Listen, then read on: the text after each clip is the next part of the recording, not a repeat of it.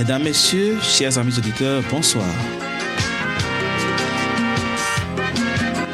Vous êtes sur www.epsradio777.net et c'est l'heure de votre émission Comprendre la parole de Dieu. Comprendre la parole de Dieu, c'est votre rendez-vous hebdomadaire avec la parole de Dieu.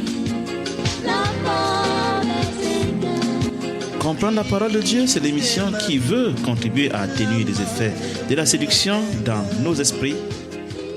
Bonjour chers auditeurs, bonjour chers amis, bonjour chers frères et sœurs. Nous sommes de retour après un long moment de silence que je pense être bien voulu par le Père. La gloire lui soit rendue, lui qui a permis que nous puissions nous retrouver encore aujourd'hui. Nous sommes aujourd'hui dimanche 30 août 2015. Il est précisément 15h36 heure de Paris. Nous vous souhaitons la bienvenue sur la radio EPS, www.epsradio777.net dans votre émission Comprendre la parole de Dieu. Aujourd'hui, comme d'habitude, nous allons nous entretenir avec notre invité que je présenterai tantôt sur un sujet très intéressant. Mais avant cela, laissez-moi vous rappeler que vous pouvez participer à l'émission avec des questions ou des commentaires que vous pouvez laisser à partir du chat de la radio sur le site de la radio que les habitués connaissent. Nous vous recommandons pour ce faire d'inscrire votre nom avant de poser une question ou de laisser un commentaire. Sachez aussi que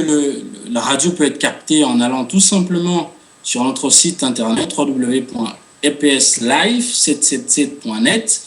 Vos courriels peuvent aussi nous parvenir sur info@epslive777.net. N'oubliez pas de visiter notre page Facebook EPS Radio 777 ainsi que les deux chaînes YouTube Guy Olinga François et Isaac Ben Pépin, dans lesquelles sont publiées nos précédentes vidéos et diverses interventions, partages et des cantiques.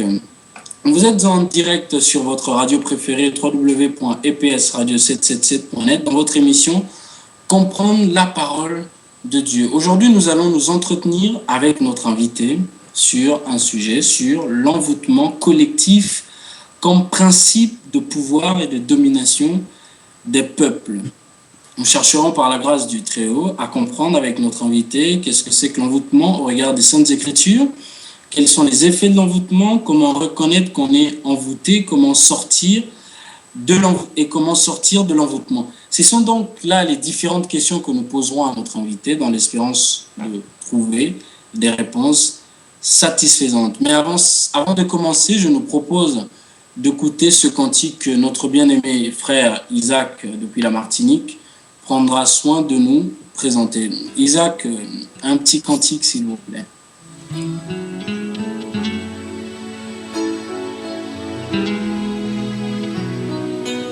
Purifie mon cœur, rends-moi aussi pur que l'or et l'argent.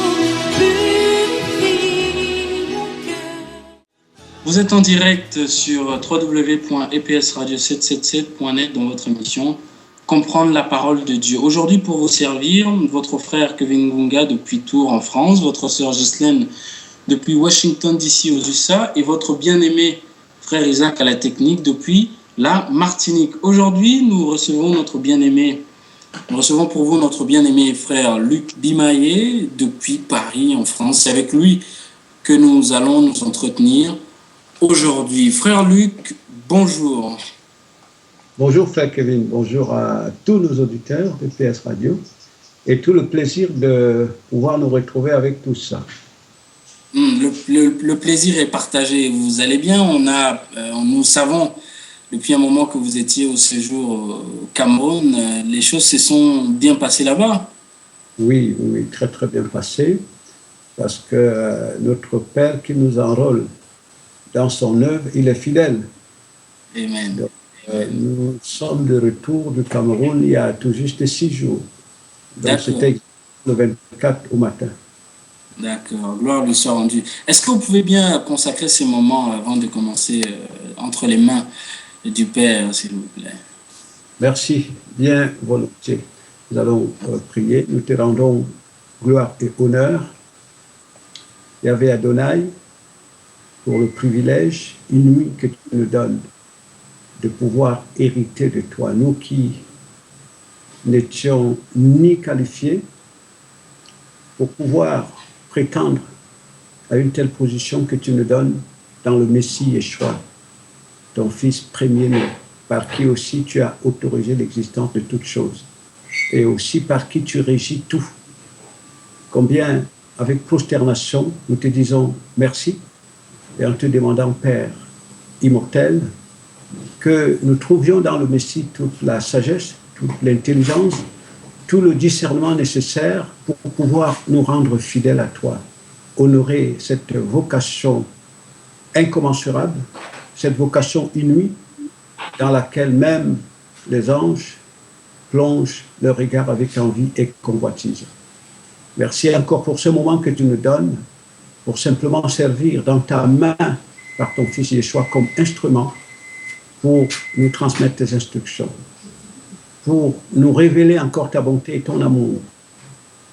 Et cela pour que Adonai, l'impie, soit mis à nu, qu'il soit dénoncé, et que tous tes enfants, ceux qui sont en ce moment-ci en direct, et ceux qui écouteront cette émission, même après, notre Père, que nous accédions au discernement. Et par le discernement, à la dévotion totale à toi, au nom de notre Seigneur Yeshua. Amen. Amen. Amen. Comme annoncé précédemment, notre sujet, c'est l'envoûtement collectif comme principe de pouvoir. Et j'aimerais vous poser la première des questions que tout le monde devrait bien se poser s'il est confronté à un tel sujet. C'est quoi l'envoûtement au regard des Écritures? Voilà, encore une fois, merci beaucoup, Frère Kevin, et merci vraiment à tous nos auditeurs. Et pour répondre à cette question qui est très, très préoccupante, et dont la prière est que tout au long de ce moment de conversation que nous aurons ensemble, qu'il plaise à Elohim par son esprit de permettre à chacun de trouver sa position dans ce qui aura été partagé. Donc, pour répondre à la question, c'est quoi l'envoûtement? On ne peut pas y répondre comme en apportant une définition des mots. Donc, je vous suggère que tu nous lises. Nous allons lire d'abord deux passages pour répondre à la question. D'abord, le premier, c'est 2 Timothée chapitre 3, qui nous amènera donc, en y répondant, à parler des effets réels, visibles de l'envoûtement. Et puis, quand nous aurons lu ces deux passages, nous parlerons donc précisément de ce qu'est l'envoûtement. Et puis, suite à cela, toujours pour répondre, j'apporterai un témoignage personnel de manière, par mon vécu, il m'a été donné, grâce à notre Père Elohim, sur la lumière qu'il nous donne à travers le Maître Yeshua, de comprendre vraiment ce que c'est que l'envoûtement, et pour comprendre que tous nous sommes concernés. D'accord. Ok, vous aviez dit c'est le livre de Timothée au chapitre 3. À partir du premier verset. D'accord. Sache que dans les derniers jours, il y aura des temps difficiles, car les hommes seront égoïstes, amis de l'argent, fanfarons, hautains, blasphémateurs, rebelles à leurs parents, ingrats, irréligieux, insensibles, déloyaux, calomniateurs, intempérants, cruels, ennemis des gens de bien, traîtres, emportés, enflés d'orgueil, aimant le plaisir plus que Dieu, ayant l'apparence de la piété, mais régnant ce qui en fait la force. Éloigne-toi de ces hommes-là. Voilà. Et puis, lorsque vous poursuivez cette lecture, l'esprit d'Elohim souligne bien à travers l'apôtre Paul que parmi les caractéristiques de ces hommes-là, de l'envoûtement, c'est que c'est des hommes qui apprennent toujours, mais jamais ne parviennent à la pénétration de la connaissance. C'est-à-dire que jamais ces personnes n'arrivent à être transformées à l'image du Messie. Donc nous voyons bien ici que Elohim avait bien donné à ses serviteurs des temps anciens, puisque c'est par le même esprit, par la même intelligence, de discerner les effets de l'envoûtement ou l'ensorcellement. Les deux mots sont les mêmes, l'envoûtement ou l'ensorcellement. Donc, ces effets qui amènent les humains, ceux qui sont ensorcelés, c'est-à-dire ceux qui sont sous le pouvoir des forces qui sont supérieures à eux, ces individus, ces esprits humains bien sûr, qui sont sous le pouvoir des forces, des puissances spirituelles qui sont supérieures à eux. Donc ces humains deviennent la fonction visible des caractéristiques de ces puissances spirituelles, si vous voulez bien, les démons. Donc ces gens-là deviennent la caractéristique visible des démons, c'est-à-dire ceux qui caractérisent les démons, comme nous le lisons ici, bien, donc ces humains en deviennent l'expression visible. Et parmi les effets, donc les signes visibles de l'envoûtement, donc qui montrent que les humains sont possédés par des forces du mal, les puissances spirituelles maléfiques, il y a des caractères comme l'égoïsme, il y a la méchanceté, il y a l'instabilité, c'est-à-dire que ce sont des personnes qui te disent une chose ce matin, avant le soir, il a changé d'avis. Donc, ce sont des individus qui sont sous le contrôle, donc des forces, ils ne se contrôlent pas eux-mêmes, ils sont contrôlés par d'autres forces. Donc, presque dans toutes les traditions, quand vous allez dans des pays comme l'Afrique, quand on vous parle d'un être envoûté, donc c'est un être qui ne se contrôle pas. Il est contrôlé par des forces et il est téléguidé. Et cet individu peut même être allé jusqu'à, par exemple, tuer sans que cela vienne de lui-même. Vous voyez donc, parce qu'il ne se contrôle pas lui-même, il est sous le contrôle des forces du mal. Donc ça c'est le premier élément. Et donc vous verrez très bien, vous voyez que la caractéristique de cet envoûtement, c'est des divisions, ce sont des haines, ce sont des disputes répétées, donc au point que ces individus, on se rend compte qu'ils subissent leur personnalité en réalité. C'est-à-dire qu'il n'y a rien qui est en eux, il n'y a rien qui vivent, qui vient d'eux en réalité. Même les pensées qui sont en eux leur sont imposées par les forces, donc ils sont la fonction visible, donc de puissance spirituelle. Donc si je peux essayer d'intervenir, donc un être envoûté, c'est un être qui est contrôlé ou qui est sous le contrôle des forces spirituelles méchantes. C'est bien ça. Et les effets de ce contrôle, c'est que cet être est égoïste, fanfaron, rebelle à ses parents, irréligieux, mais peut arriver aussi à masquer à voiler son état d'envoûtement, c'est ça? C'est ça, c'est-à-dire qu'il peut se servir des apparences, des supports extérieurs de la religion, tels qu'il dit qu'il prie, par exemple, il dit même qu'il jeûne, mais dans le fond, quand vous observez clairement, c'est un être qui est sous le contrôle des forces qui sont supérieures à lui. Donc, vous verrez l'une des caractéristiques, comme le décrit ici l'esprit d'Élohim à travers l'apôtre Paul, il dit bien, c'est des hommes qui aiment le plaisir plus que Élohim. Ils sont ennemis des gens de bien, c'est-à-dire ils sont ennemis de tous ceux qui s'attachent à la vérité. Ce sont des individus qui ne sont pas prêts, parce que n'étant pas contrôlés par eux-mêmes, n'ayant pas le contrôle de leur propre personnalité, ce sont des individus qui ne peuvent pas suivre le Messie, marcher à la suite du Messie. Donc, ils sont dépendants du système au milieu duquel ils vivent. Donc, ce sont des êtres envoûtés. À la limite, nous le verrons certainement à la suite de l'analyse, à la limite, c'est ce qui a été annoncé par les experts occidentaux concernant le XXIe siècle, qui était annoncé comme celui de l'expression de l'esprit dans la matière. C'est-à-dire que ce sont des individus qui fonctionnent comme des objets connectés. Donc, ils sont incapables de penser par eux-mêmes. Et nous verrons tout à l'heure le contraire. Lorsque l'esprit humain retourne vers Elohim, il devient une entité intelligente, donc qui adhère de manière consentante à l'intelligence, consentant au projet d'Elohim. Personne ne le lui force, comme le Messie pouvait le dire dans le jour de sa chair. J'ai le pouvoir de donner ma vie, j'ai le pouvoir de la retirer.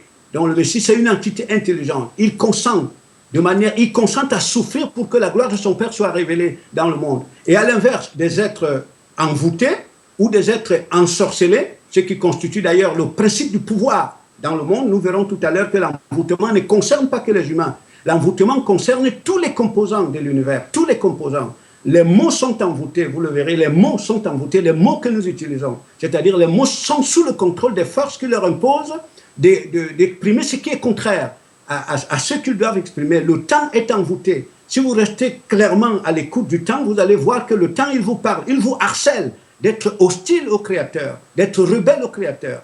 Donc, vous avez tous les éléments de l'univers qui sont envoûtés. C'est là où le sujet est d'une gravité extrêmement profonde. Vous aviez dit tantôt que ces hommes sont contrôlés par des forces hostiles à la vérité, c'est-à-dire par des forces maléfiques, si Oui. on peut dire ça comme ça. Mais lorsqu'on lit, par exemple, dans le premier livre de Samuel, chapitre 16, je vais lire du verset 14 au verset 16, on dit « L'Esprit de l'Éternel se retira de Saül, qui fut agité par un mauvais esprit venant de l'Éternel. Les serviteurs de Saül lui dirent, « Voici un mauvais esprit de Dieu t'agite. Que notre Seigneur parle. Tes serviteurs sont devant toi.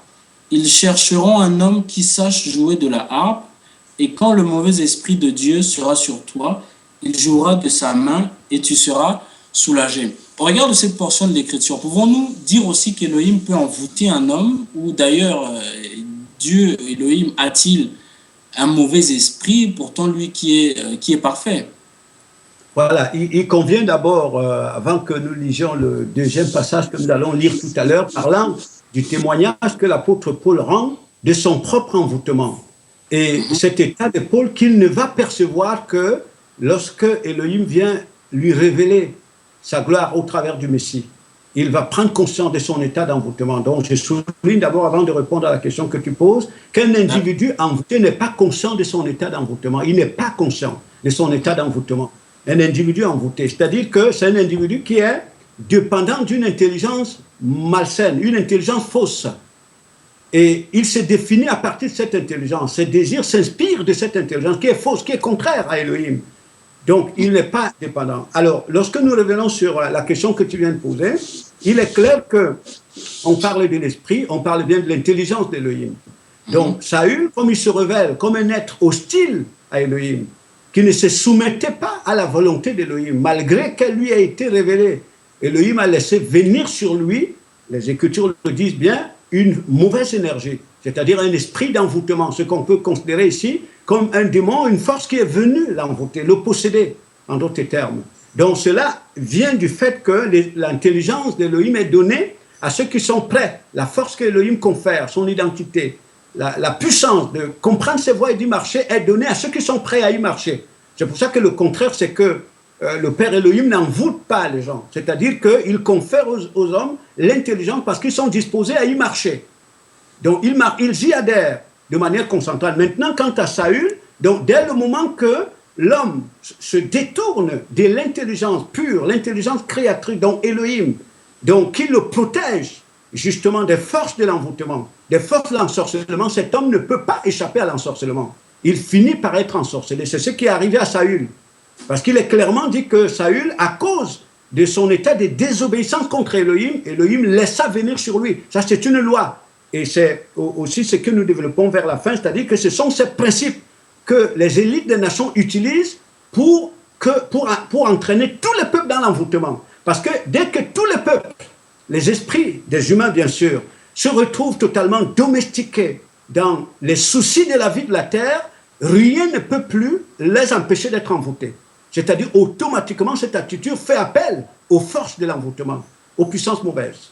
Mais comment on peut comprendre au fait que cette force de l'envoûtement vienne de Dieu, au fait? Est-ce qu'il a en lui cette force d'envoûter les hommes? C'est ça, en fait. Si on peut dire que ces forces viennent de Elohim, parce qu'en fait, c'est lui, Elohim, qui a établi les lois qui gouvernent notre univers. C'est ce que nous verrons vers la suite. Vous comprenez clairement, c'est lui qui a établi ces lois, et ce sont ces lois que Satan exploite, ce sont ces lois que les gouvernants de la terre, depuis l'histoire de la civilisation des nations, le pouvoir des nations a toujours été un pouvoir sorcier. Ça veut dire que ce sont des humains qui, par le lien avec des forces du mal, ces forces qui constituent, on peut dire, l'intelligence de notre univers, donc parce qu'ils ont le lien avec ces forces, ils comprennent comment fonctionne l'univers, ils connaissent la structure de l'univers, ils les exploitent à fond.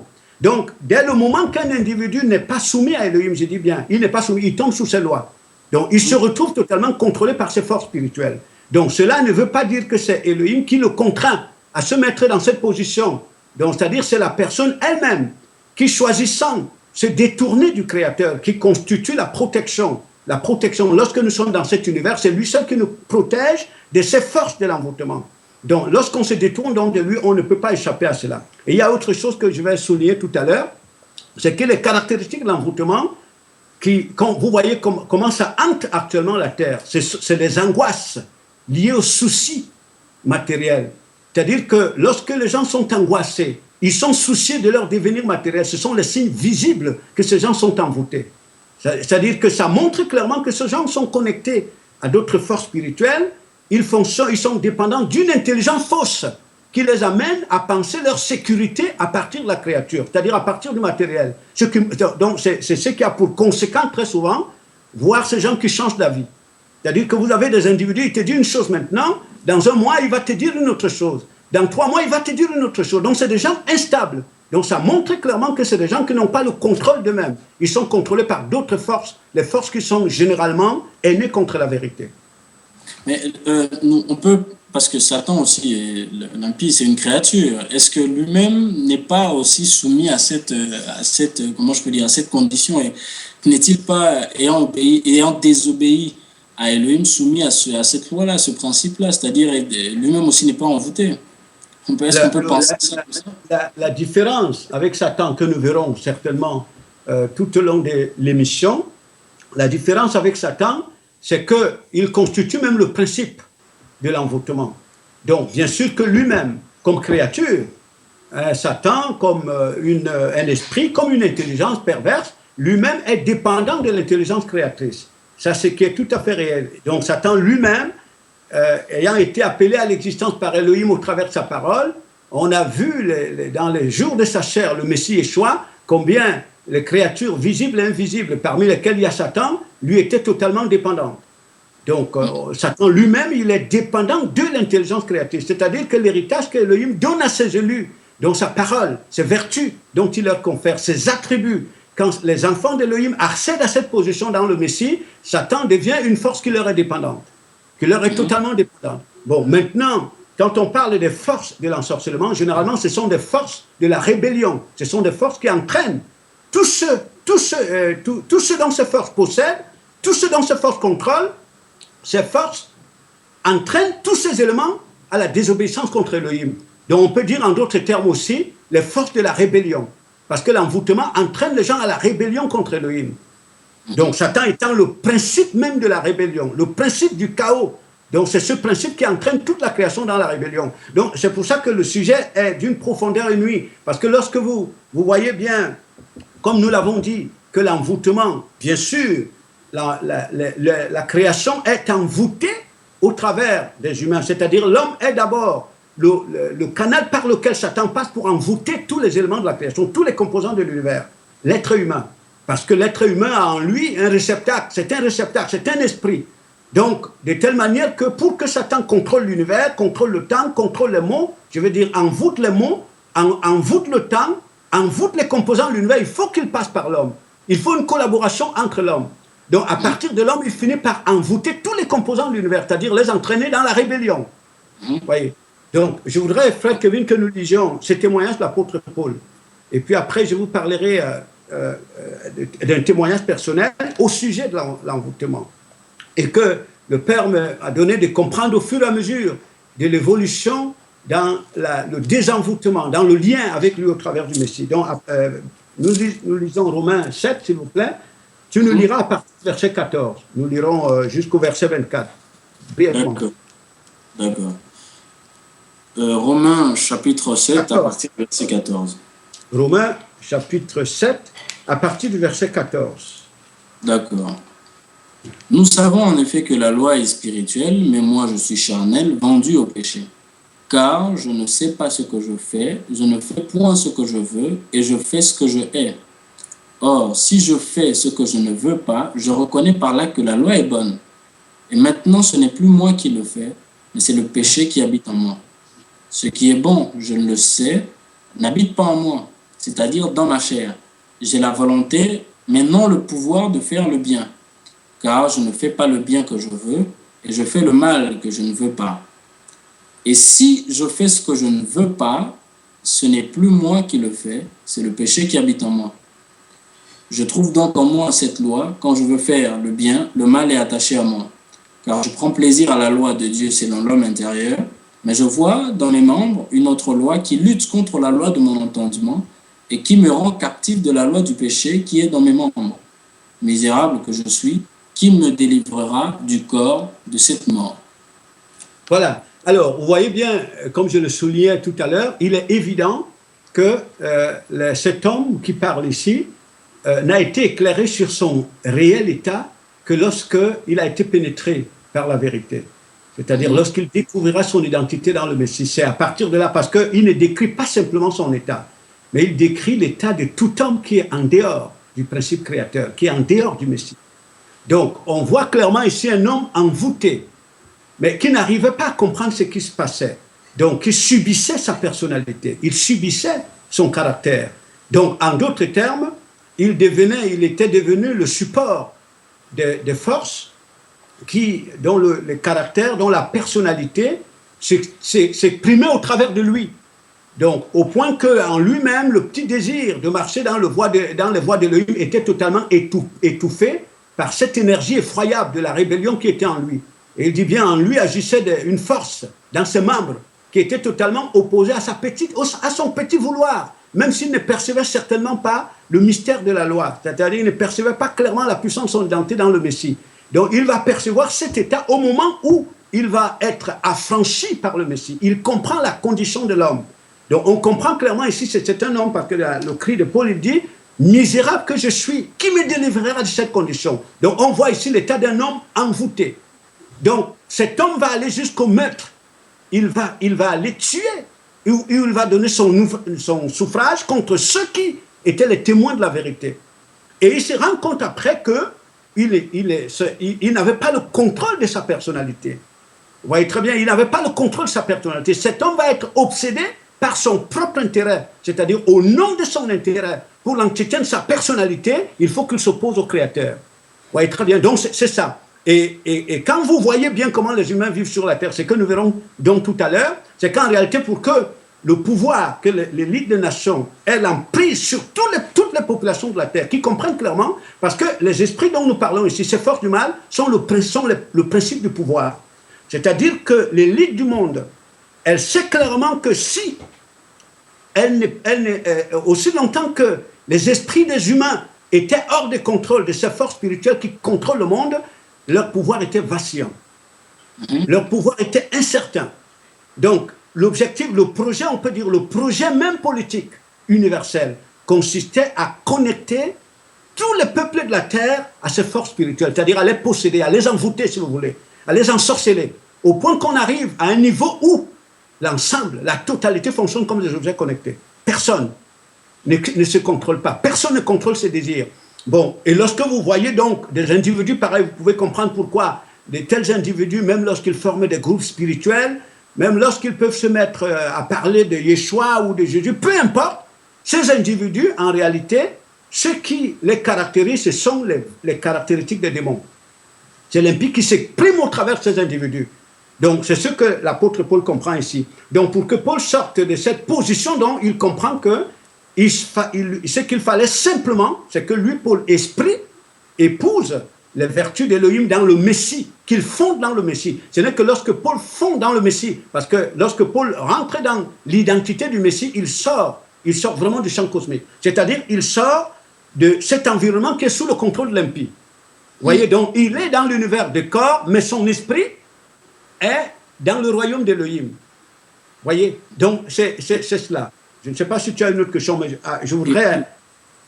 Parce que par rapport à ce passage qu'on vient de lire, juste le verset 14, où il dit « Nous savons en effet que la loi est spirituelle, mais moi je suis charnel. » On peut lire il dit la même chose dans 1 Corinthiens chapitre 2, verset 14. Il dit « Mais l'homme animal ne reçoit pas les choses de l'Esprit de Dieu, car elles sont une folie pour lui, et il ne peut les connaître parce que c'est spirituellement qu'on en juge. » Mais l'apôtre Paul dit encore dans 1 Timothée chapitre 1, verset 8 à verset 11, il dit que nous n'ignorons pas que la loi est bonne, pourvu qu'on en fasse un usage légitime, sachant bien que la loi n'est pas faite pour le juste, mais pour les méchants, les rebelles, les impies, les pécheurs, c'est-à-dire pour les personnes qui sont envoûtées.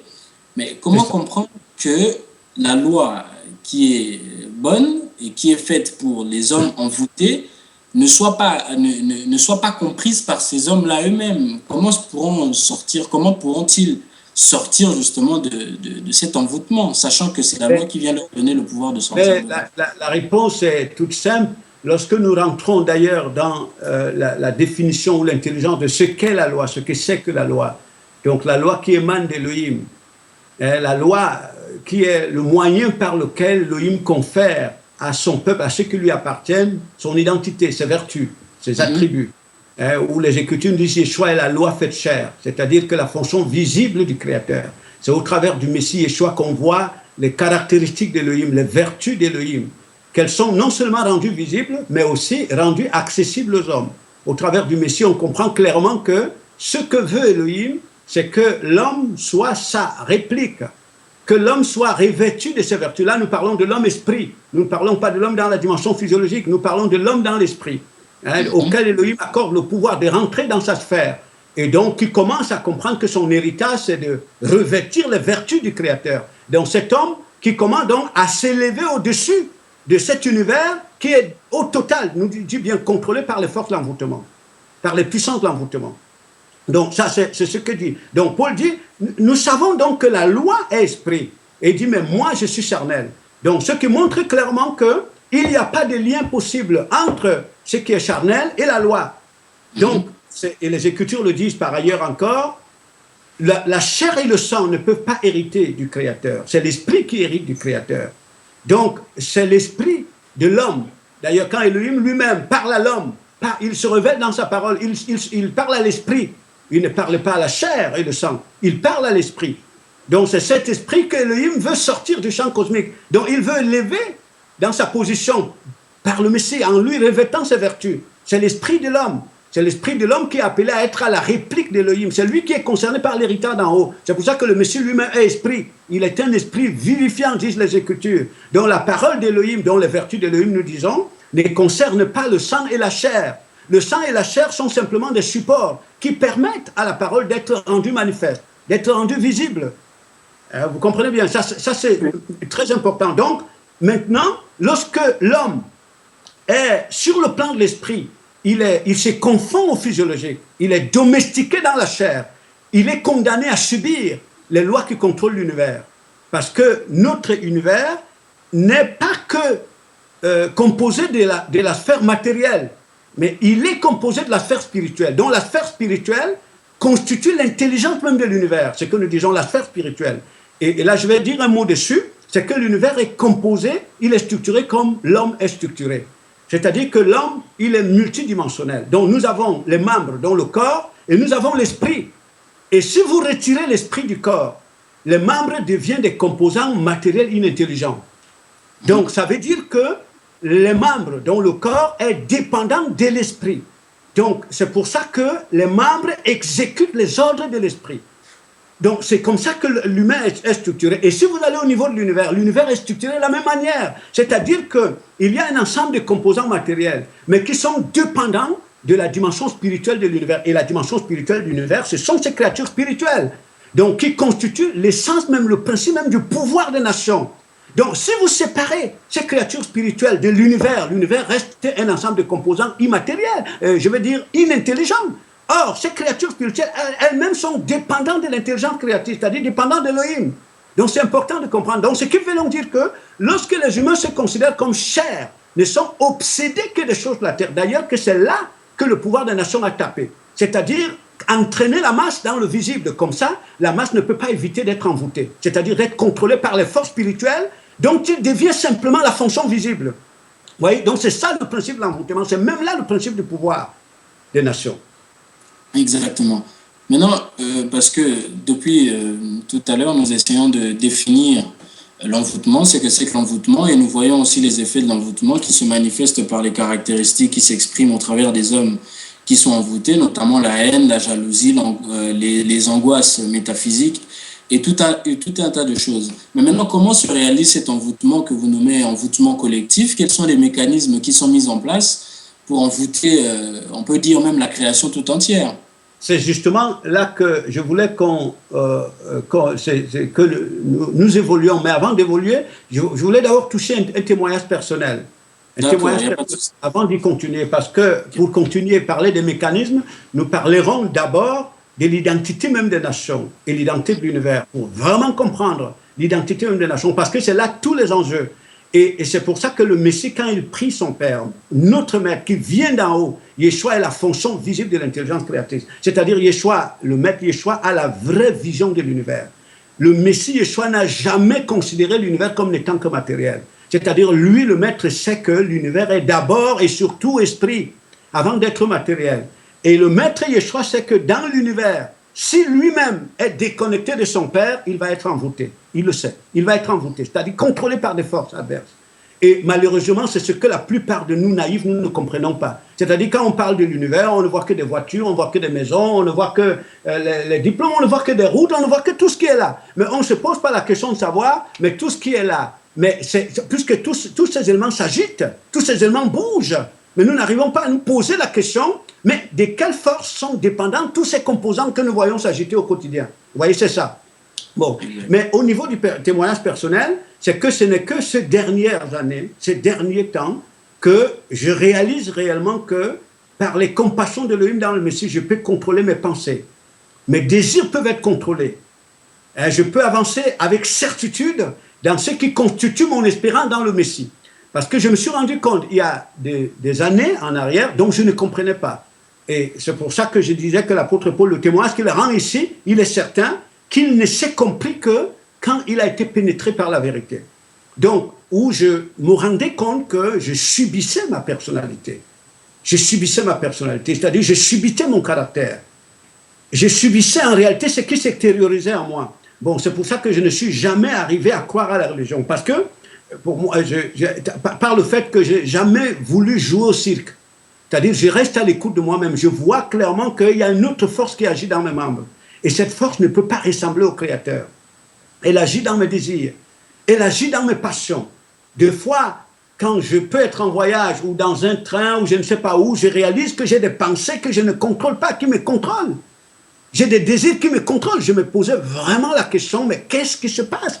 Est-ce que peut-on arriver à sortir d'une telle emprise? Vous voyez très bien. Donc, à l'époque, je ne comprenais pas que c'était ça l'envoûtement, mais en réalité, c'est ça l'envoûtement, c'est ça l'ensorcellement. C'est-à-dire que c'est dans cette dimension que l'élite du monde qui coopère avec Satan a entraîné la masse. Parce que vous avez une masse qui est totalement sous contrôle, une masse qui est totalement téléguidée. Vous avez des objets connectés, des humains qui fonctionnent comme des objets robotiques, Donc, en réalité, l'élite, avec Satan, ne s'y appuie que pour réaliser cet objectif. Parce qu'on vous téléguide à distance. Et vous pouvez même comprendre qu'on peut vous pousser au crime. On peut vous pousser à prendre une arme pour aller tuer. Cela ne dépend pas de vous. Parce qu'il y a des forces qui vous contrôlent. Ça veut dire qu'en réalité, comme vous voyez bien, le vent, c'est un outil qui est utilisé par les forces spirituelles pour atteindre leurs objectifs. C'est ça le monde. On peut vous pousser à faire des choses effroyables. C'est pour ça que vous entendez à un moment donné quelqu'un dire, il est allé violer une femme, il dit, mais je me suis retrouvé sous des pulsions. Je me suis retrouvé sous des pulsions spirituelles. Donc c'est ça l'envoûtement, c'est que l'humanité est envoûtée. C'est pour ça que nous le disons tout à l'heure dans Ésaïe, c'est pour ça que Elohim va venir juger le monde. Parce que le pouvoir des nations, c'est un pouvoir méchant.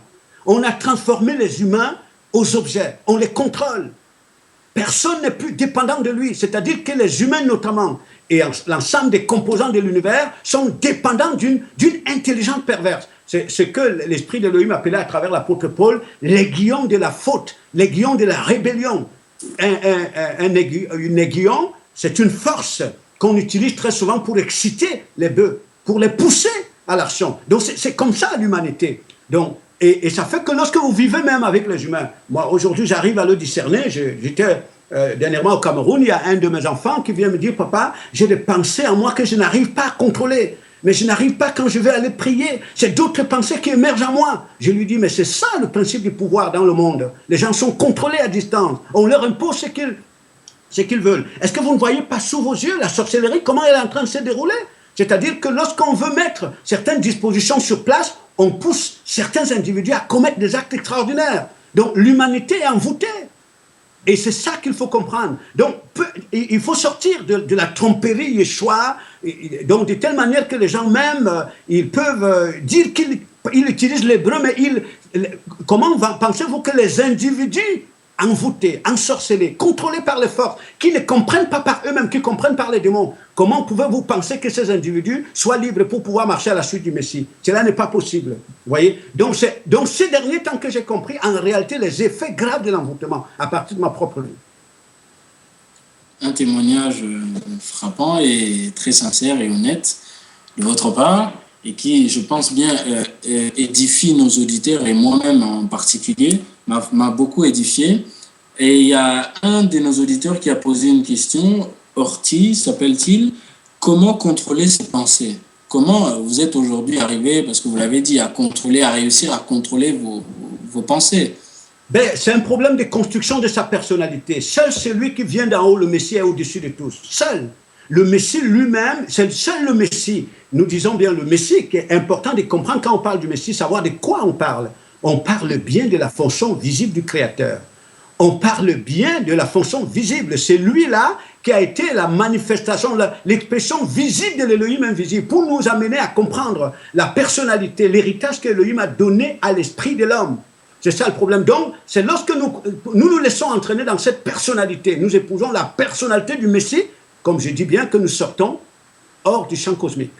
Nous sortons hors du champ. Jean-Baptiste rendait témoignage du Messie. Il dit bien, celui qui vient d'en haut est au-dessus de tous. Seul celui qui vient d'en haut. C'est pour ça que Yeshua est le Messie.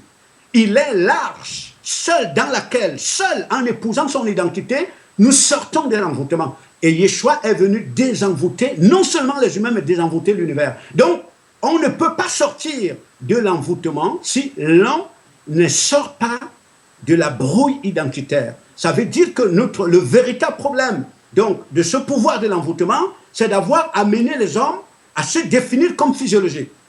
Vous voyez bien que tous les humains sont obsédés de leur succès physiologique. Tous les humains sont obsédés de leur sécurité physiologique. J'entends même certains qui disent, quand il faut suivre le Messie, ils disent même, je ne veux pas me mettre en danger. Vous voyez très bien. Donc, en réalité, ce sont des individus envoûtés qui se définissent à partir des démons comme n'étant que physiologiques. Vous voyez? Donc, ils se définissent comme n'étant que physiologiques. Et ces individus ont peur du détachement de leur esprit de la prison par rapport à la chair. Parce qu'il faut que l'esprit se détache des passions de la chair pour être élevé à son identité.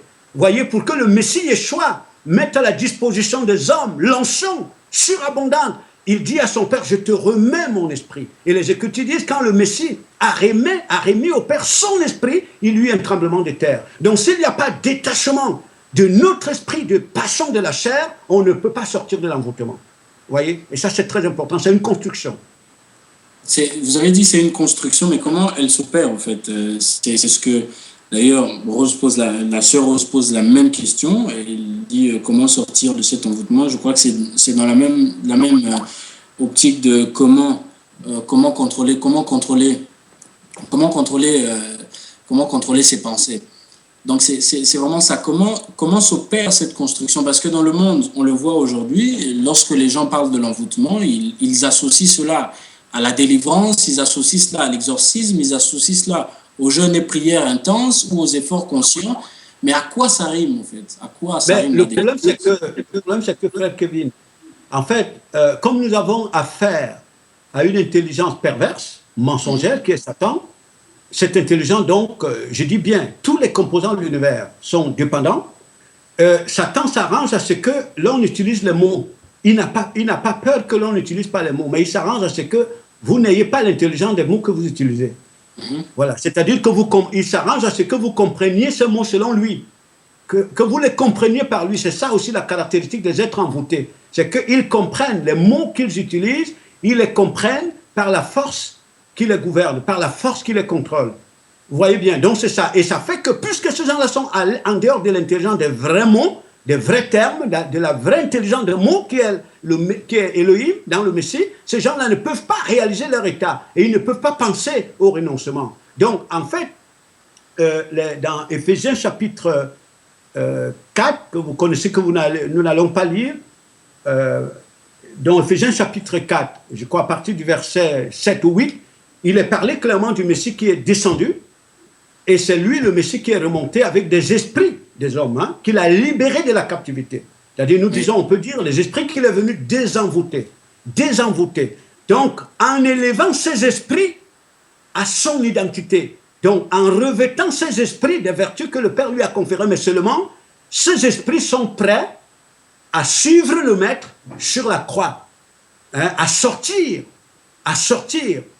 du système des nations, c'est-à-dire de la conscience des nations. Parce qu'il faut comprendre que ce qui nous lie au système des nations, c'est la conscience qui régit les nations. Cette compréhension qui régit les nations. Donc, dès le moment que cette compréhension commence à être détruite en nous, où nous sortons de la dépendance à la conscience collective des nations, cette conscience d'envoûtement, pour rentrer dans la conscience créatrice, c'est-à-dire l'intelligence créature, on commence à rentrer dans la dépendance vis-à-vis d'Élohim, la compréhension d'Élohim, nous ne nous reconnaissons plus dans le système des nations. On ne peut plus se reconnaître. Vous voyez, donc, la rupture avec le système des nations, ce n'est pas d'abord physique, elle est d'abord au niveau de la conscience, au niveau de la compréhension, c'est-à-dire au niveau de cette racine d'envoûtement, parce que c'est là que la chose a été opérée. Nous disons bien que c'est là le principe du pouvoir. Et c'est là qu'en voyant les mécanismes tout à l'heure, nous parlerons un peu en détail les mécanismes qui ont été utilisés pour connecter l'humanité aux démons, puisque ce sont les termes qui sont utilisés même à l'ONU. C'est-à-dire la sécurité s'obtient par la connexion de l'humanité aux démons. Vous pouvez donc comprendre l'envoûtement. Donc il y a des termes modernes qui sont utilisés, que nous lisons dans les livres, que nous voyons même à la télé. Mais en réalité, dans le vrai sens de ces termes, c'est l'envoûtement, c'est-à-dire envoûter l'humanité. C'est ça le principe. Donc, pour que donc nous commencions à sortir de l'envoûtement, il est question l'identité qui vient nous sortir d'une telle prison, c'est celle du Messie. Il faut épouser l'identité du Messie. Donc, il faut accepter, mourir dans les passions de la chair pour entrer dans la sphère de notre Père, de notre Maître. Donc, il faut accepter la douleur. Vous voyez? Exact. Nous recevons plusieurs questions à la radio, mais je n'ai pas oublié ma question que je t'ai posée par rapport au mécanisme, parce que vous aviez parlé de votre témoignage et après, nous allons rebondir sur les mécanismes. Mais avant tout, par respect pour nos auditeurs, si on peut avoir quelques questions qui sont posées, j'en ai 3. L'envoûtement n'a rien à voir. Est-ce que par rapport à ce que vous dites, donc on peut comprendre que l'envoûtement n'a rien à voir avec les pratiques ésotériques et occultes. C'est ce que l'un de nos auditeurs pose comme question. C'est ça. Bon, pour vous rappeler bien, moi j'inviterai nos auditeurs d'aller écouter notre message sur et si tous étaient francs-maçons. Comme je le disais, c'est qu'en réalité, les mots ont une importance capitale. La vie des mots est dans l'esprit qui s'en sert.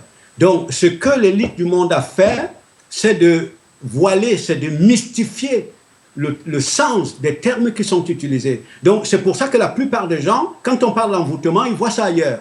Ils croient que ça ne les concerne pas. Bon, parce qu'ils pensent vraiment que les êtres envoûtés, ce sont ceux-là qui vont sacrifier des petits-enfants dans le feu. Ce sont ceux qui vont boire le sang, et c'est justement cela le problème. C'est qu'en réalité, on doit donner aux gens pour qu'ils n'identifient pas leurs vraies conditions, pour qu'ils soient envoûtés sans se rendre compte, qu'ils soient francs-maçons sans se rendre compte, qu'ils soient émanation de Satan sans se rendre compte. Parce que, j'ai bien dit, des êtres envoûtés, la caractéristique, c'est qu'ils ne comprennent même pas les termes qu'ils utilisent. Ils vont même prendre les versets de la Bible, mais ils les comprennent selon Satan. C'est ça la caractéristique de l'envoûtement. Parce que ce sont des esprits qui sont en dehors de l'intelligence. Voyez, donc c'est pour ça que ces gens-là, l'apôtre le dit, ces gens-là apprennent toujours, mais jamais ils n'arrivent à la transformation. Jamais vous ne les verrez se rapprocher de l'identité du Messie, parce qu'ils ne comprennent la compréhension qu'ils ont des termes même qu'ils utilisent est diabolique. Et donc, c'est parce qu'ils ne comprennent pas le vrai sens des Écritures qu'ils sont ennemis de la vérité. Voyez, c'est ça la caractéristique des êtres envoûtés. Donc ça fait donc que quand on parle d'envoûtement, on va vous dire, quand vous allez dans les pays du Nord, on vous dit, mais non, c'est en Afrique qu'il y a l'envoûtement. Oui, quand vous allez en Afrique, on vous dit, non, ce sont les Blancs qui sont des sorciers. Donc, ça veut dire que la sorcellerie ou l'envoûtement, c'est toujours les autres. Nous, on n'est jamais concernés. Mais quand vous voyez très bien, si nous rentrons en nous-mêmes, les gens qui se réclament du Messie, ils sont capables de mener une fraternité comme le Messie l'a prié. C'est quoi? C'est l'envoûtement. C'est des gens qui sont envoûtés. Vous voyez très bien. Donc, les gens qui sont angoissés pour les choses de la terre, mais ils sont envoûtés, mais ils ne se rendent pas compte. C'est-à-dire, ils sont connectés aux démons. Voyez, donc les démons vous font voir que le chemin du Messie, c'est le chemin de l'insécurité. Mais c'est des gens qui sont envoûtés. Quand vous avez le discernement, vous le percevez clairement. C'est pour ça que l'apôtre Paul le dit, dans les derniers jours, il y aura des temps difficiles parce que toute la terre sera envoûtée. Wow. Et une auditrice, Sophie M, qui dit, est-ce qu'il y a des niveaux d'envoûtement? Je pense que vous aviez donné une réponse à cette question, mais je vous la pose quand même, vu qu'elle vient de nous parvenir à la radio. Y a-t-il des niveaux d'envoûtement? Est-ce qu'il y a des hommes qui sont moins envoûtés? Il y en a qui sont beaucoup plus envoûtés. Qu'il y ait des niveaux ou des niveaux plus avancés ou moins avancés, la réalité c'est que tous sont envoûtés, comme je l'ai dit tout à l'heure. C'est-à-dire que, je dis bien, je continue à dire, l'envoûtement, ça veut dire que la mise sous contrôle des composants de l'univers par les démons, parce que c'est une construction qui a été rendue possible entre l'élite des nations, ça n'a pas commencé simplement aujourd'hui.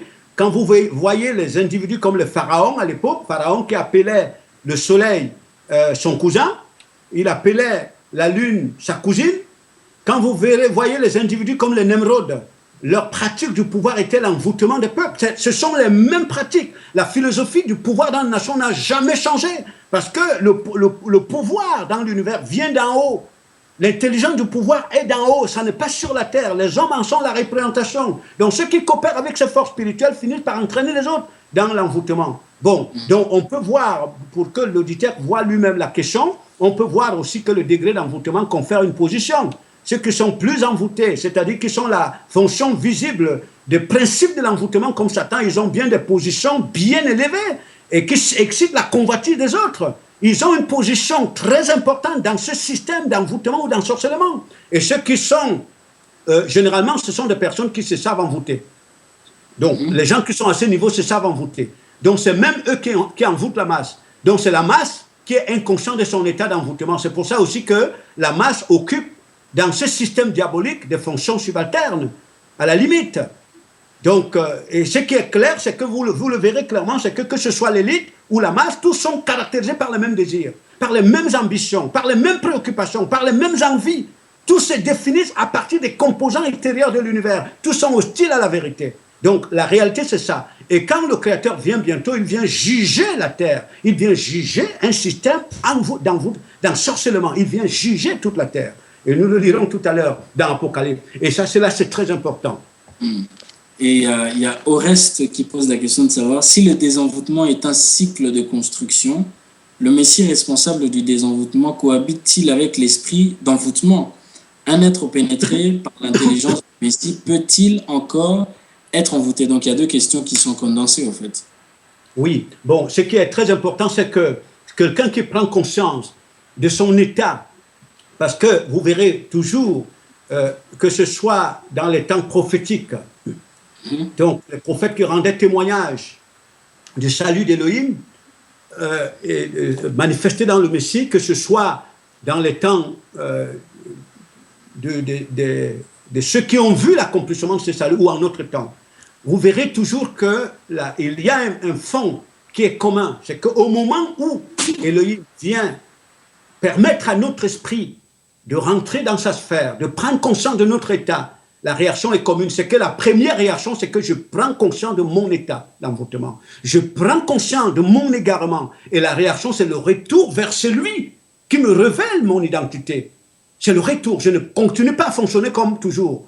Je fais un chemin retour. Donc maintenant, c'est le moment que je remets mon sort, c'est-à-dire le sort de mon esprit au Messie, qui est celui par qui le Créateur Elohim me façonne, me sanctifie, donc me désenvoûte.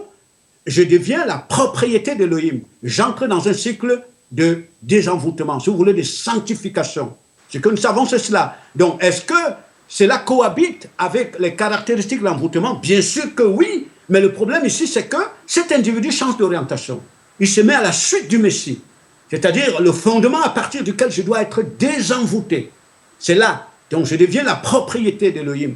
Et lorsque Elohim sort Israël de l'Égypte, vous voyez très bien, Israël était envoûté par la conscience égyptienne.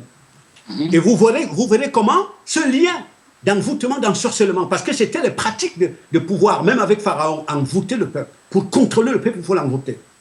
Et donc, Israël qui va dans le désert, c'était un peuple envoûté.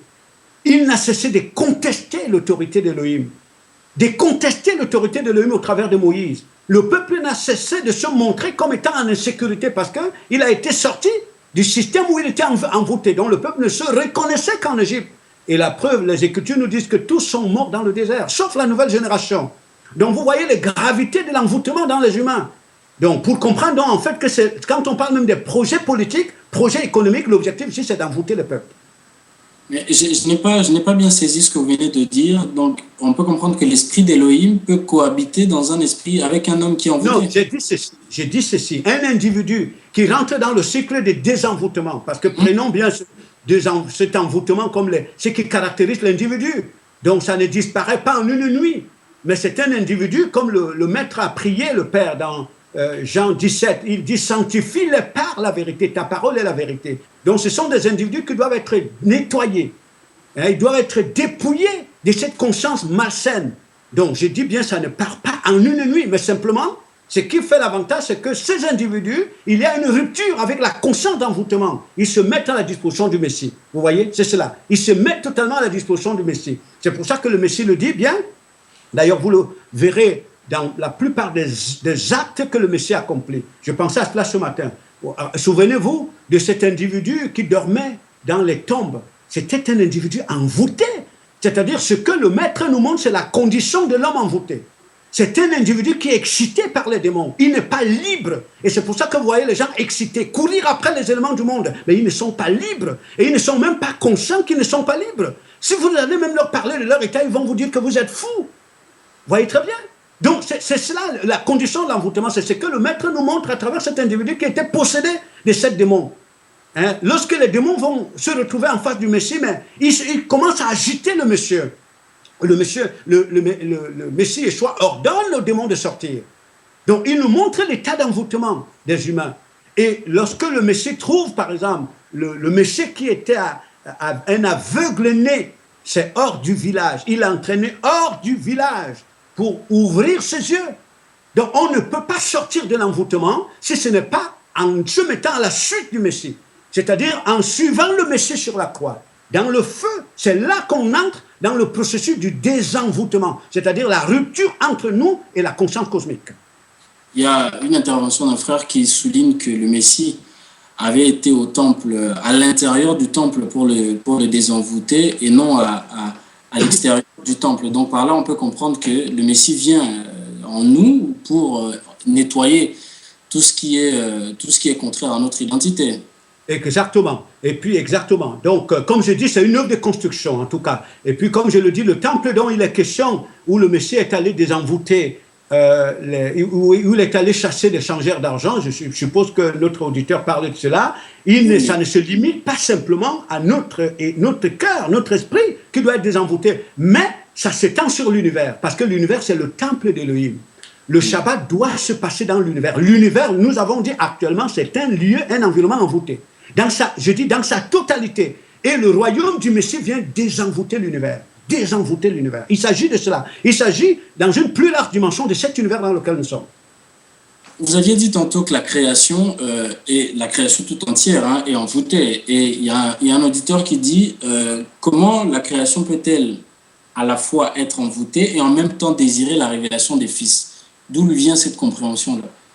Mais justement parce que la création attend, quand on parle de la révélation des fils, on dit bien, notre auditeur, s'il termine de lire ce passage, il est clairement dit que toute la création a été soumise à l'adoration de la vanité. Donc, en d'autres termes, à la rébellion, il y a une force qui lui impose la rébellion. Donc, ce sont des forces-là qui, quand on dit envoûter, ça veut dire contrôler, contrôler, posséder. Vous voyez, c'est-à-dire qu'une force qui t'envoûte, elle ne te laisse pas libre de tes mouvements. Vous voyez très bien, tu deviens simplement sa fonction visible.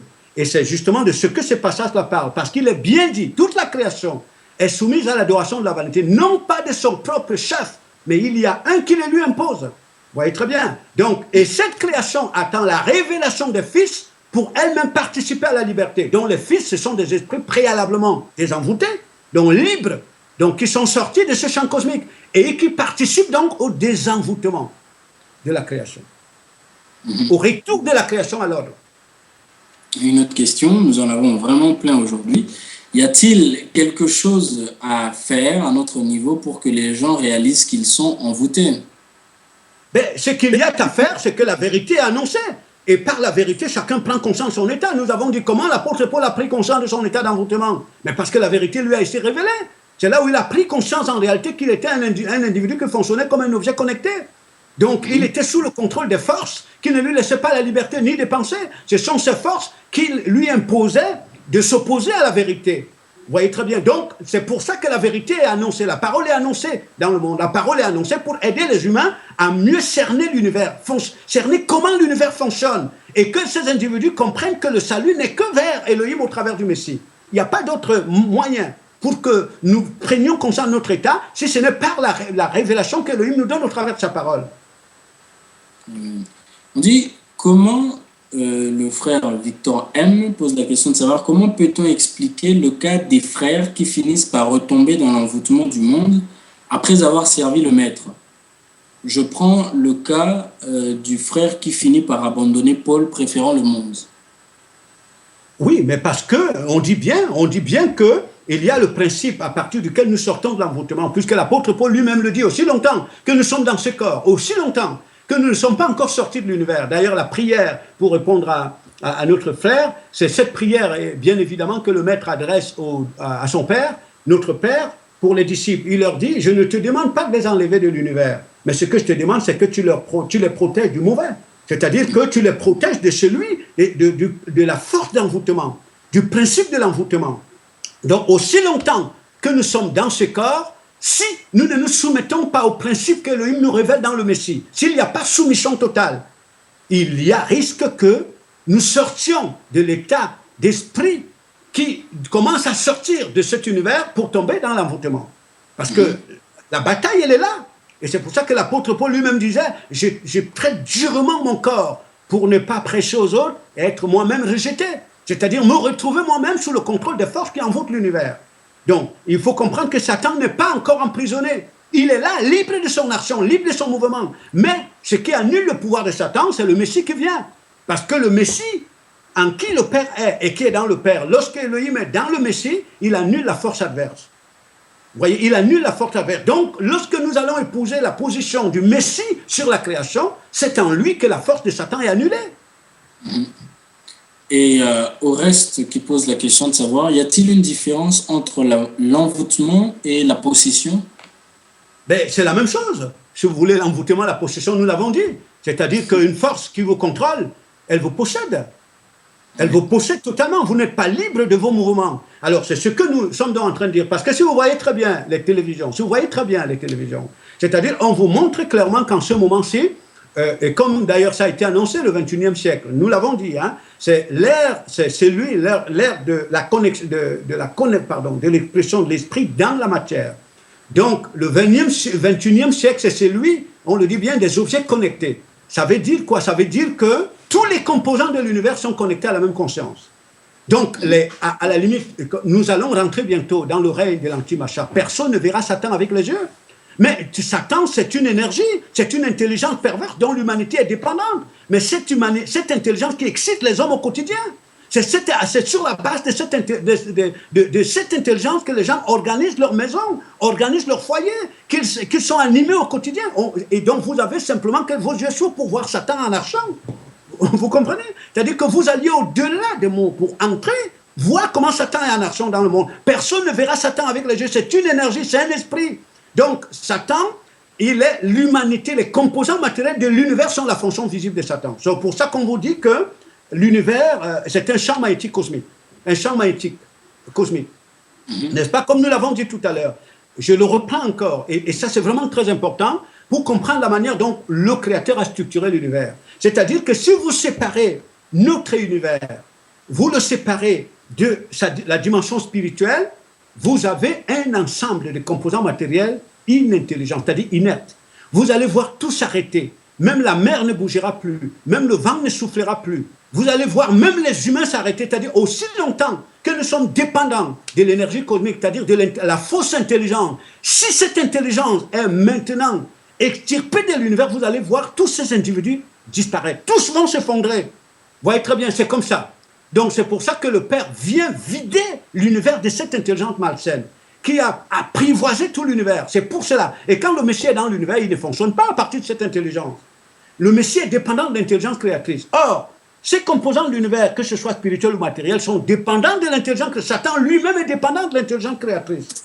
Voyez? Donc c'est là où c'est très important que nous comprenions. Donc quand on parle de Satan, on n'allait pas le voir dans les airs, il faut le voir dans nos maisons, il faut le voir dans les pensées que les gens ont, dans les désirs que les gens ont, dans les angoisses qui s'expriment il faut le voir là, c'est là la possession, l'ensorcellement.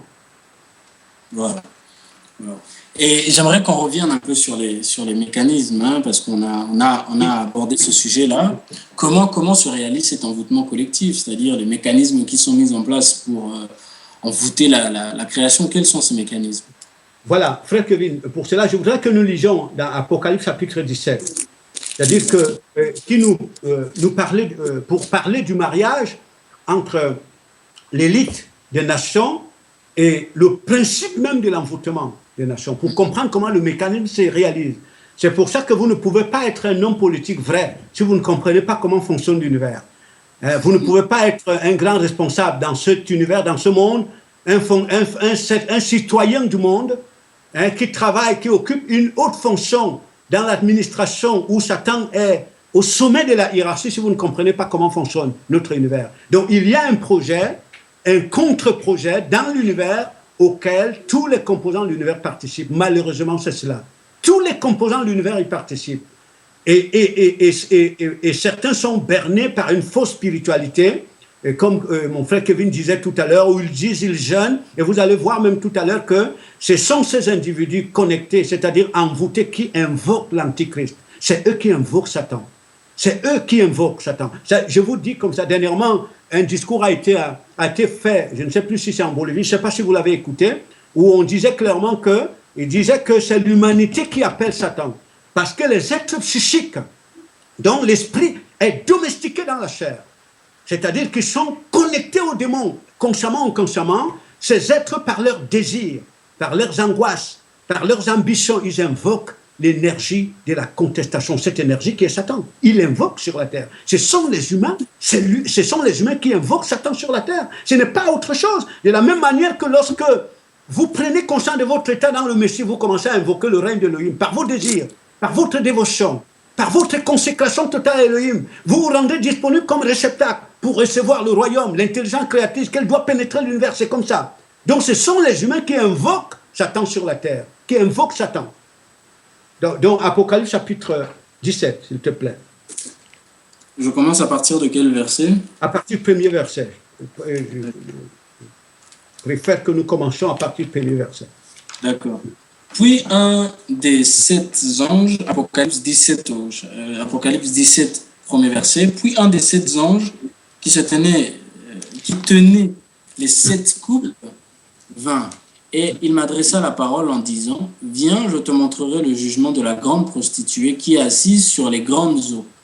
C'est avec elle que les rois de la terre se sont livrés à l'impudicité, et c'est du vin de son impudicité que les habitants de la terre se sont enivrés. Il me transporta en esprit dans un désert, et je vis une femme assise sur une bête écarlate, pleine de noms de blasphème, ayant 7 têtes et 10 cornes. Cette femme était vêtue de pourpre et d'écarlate et parée d'or, de pierres précieuses et de perles. Elle tenait dans sa main une coupe d'or remplie d'abominations et des impuretés de sa prostitution. Sur son front était écrit un nom, un mystère, Babylone la grande, la mère des impudiques et des abominations de la terre. Et je vis cette femme ivre du sang des saints et du sang des témoins de Jésus. Et voilà. Tu peux t'arrêter là, frère Kevin. C'est-à-dire que le passage, avec beaucoup d'autres, nous amène dans la perception même, comme je disais, de la structure de notre univers. C'est-à-dire qu'il y a un accouplement entre, d'une part, ce qui est présenté ici comme la prostituée, et d'autre part, ce qui est considéré comme une femme vêtue, n'est-ce pas, d'un habit écarlate. Il y a un accouplement. Donc vous voyez bien, on parle bien un accouplement entre les puissances spirituelles maléfiques, donc prostituées ici, qui n'est autre que, comme je l'ai dit, Satan. Donc vous voyez clairement qu'il est clairement détaillé ici que tous les peuples de la terre, que ce soit les rois de la terre, ou la femme qui est vêtue d'un habit écarlate, ou alors les peuples de la terre sont dépendants des abominations dans lesquelles la prostituée les amène. Donc on voit une dépendance en termes intelligentiels. Et ce que nous appelons envoûtement, ensorcellement. On voit une dépendance absolue c'est lui qui est la prostituée, ou le prostitué, c'est-à-dire qu'on parle bien simplement de prostituée ici, c'est lui qui contacte des rapports illégaux avec la création. Parce que c'est Elohim seul, lui seul, l'homme c'est un réceptacle. Et il doit, lui seul, cela est légal, qu'il épouse les vertus de son créateur. Voyez, et lorsque l'homme entre dans un rapport d'accouplement avec d'autres créatures spirituelles ou matérielles, il est dans une position de prostitution. Vous voyez très bien, donc c'est cela. Donc, donc il y a donc cette prostituée qui constitue, je dis bien, le principe de l'intelligence de l'univers. Et quand vous allez même à l'ONU, on vous dit que Lucifer est l'âme du règne de nation. C'est-à-dire, quand vous parlez d'une âme dans le corps, c'est-à-dire que notre corps est dépendant de l'âme, dépendant de la partie matérielle, de la partie matérielle de notre être. Donc, cette partie matérielle, en réalité, qui, donc, les membres jouent la fonction visible. Bon, et si vous prenez donc Satan comme l'âme du système des nations, et vous comprenez que les nations, les individus qui sont la représentation de Satan, donc qui sont la fonction visible du pouvoir, ils savent clairement que pour contrôler les masses de la population, et au-delà des populations, pour contrôler tous les composants matériels, pour les consacrer à Satan, il suffit simplement d'établir un ensemble de mécanismes amenant les humains à être connectés, à être dépendants de cette intelligence malsaine, à être connectés à Satan. Donc c'est ça le projet politique dans le monde. C'est ça le projet des nations. Oui. La plupart de ceux qui interprètent ce passage d'Apocalypse disent que cette femme-là, c'est le Vatican. Êtes-vous du même avis qu'eux? Oui, mais en fait, moi, ce qui est très intéressant ici, simplement, c'est de voir une relation de cause à effet. Donc, une relation de cause à effet. Ça, c'est le plus important. Donc, bien sûr qu'il y a une représentation sur le plan physique. Il y a une représentation sur le plan physique. Parce que lorsqu'on parle de la femme, quand vous allez dans la relation entre l'homme et la femme, généralement, la femme prend la position de réceptacle. Elle reçoit la substance de l'homme. N'est-ce pas? C'est pour ça qu'on dit que la femme est la gloire de l'homme. Donc, la puissance d'un homme se révèle généralement au travers de sa femme. Donc, en quelque sorte, on peut dire comme ça. Donc, l'homme est présenté ici, la femme est présentée ici comme un réceptacle. C'est-à-dire que c'est cette femme, c'est ce réceptacle, dont l'esprit de l'homme, sur lequel Elohim s'appuie pour rendre son pouvoir visible, pour rendre ses vertus visibles. Et c'est pour ça qu'il est dit que Elohim était assis en Yeshua, se rendant visible, rendant ses vertus visibles. Donc, pour nous amener clairement à comprendre que pour que l'univers tout entier soit sous le contrôle d'Elohim, c'est au travers de l'homme. Bon, et Satan ne pense pas à partir de rien. Ce sont les principes de pouvoir établis par le Créateur qu'il pervertit. Voilà, donc c'est pour ça qu'il y a bien cette relation entre Satan, disons bien, qui constitue l'intelligence du système des nations, ou l'intelligence, si vous voulez bien, du cosmos, qu'on appelle conscience cosmique. Il y a cette relation avec une certaine représentation humaine dans le monde. Et cette représentation humaine, donc, qui sait clairement que l'objectif ici, c'est que toute la terre soit livrée à Satan, c'est-à-dire qu'elle soit connectée à Satan pour lui vouer un culte. Bon, c'est pour ça que vous voyez clairement ici que cette collaboration entre la prostituée et les rois de la terre a pour conséquence quoi? Les effets, c'est quoi? C'est que ça entraîne tous les peuples de la terre dans l'adoration de la bête, tous les peuples de la terre dans la prostitution, c'est-à-dire dans l'envoûtement. Donc, nous parlons donc de ce principe. Donc, lorsque vous avez donc vu ainsi la structure du pouvoir des nations, c'est-à-dire vous avez le principe du pouvoir qui est spirituel, qui constitue l'intelligence de l'univers, et vous avez le réceptacle de ce pouvoir, dont les humains, sur la terre, pour rendre ce pouvoir visible, pour le rendre visible, c'est-à-dire pour faire en sorte que c'est lui qui est le principe même de la rébellion contre Elohim. Pour que l'univers soit sa fonction visible, tous les composants matériels, il faut bien un projet minutieux, que les hommes maîtrisent, que les hommes perçoivent clairement et dans lequel ils entraînent de manière sournoise la plupart des naïfs. On peut dire l'ensemble même des peuples naïfs sur la terre. Exactement. Je vais proposer à notre frère Isaac, parce que nous avons passé près d'une heure déjà, je vais proposer à notre frère Isaac de mettre un cantique pour faire une petite pause, permettre à notre invité de pouvoir se reprendre les esprits, et puis nous allons revenir avec les mécanismes qui sont mis en place par l'élite du monde et en collaboration avec l'IMPI pour envoûter l'humanité. Et je laisse l'antenne, je remets l'antenne à notre frère Isaac pour une ponctuation musicale.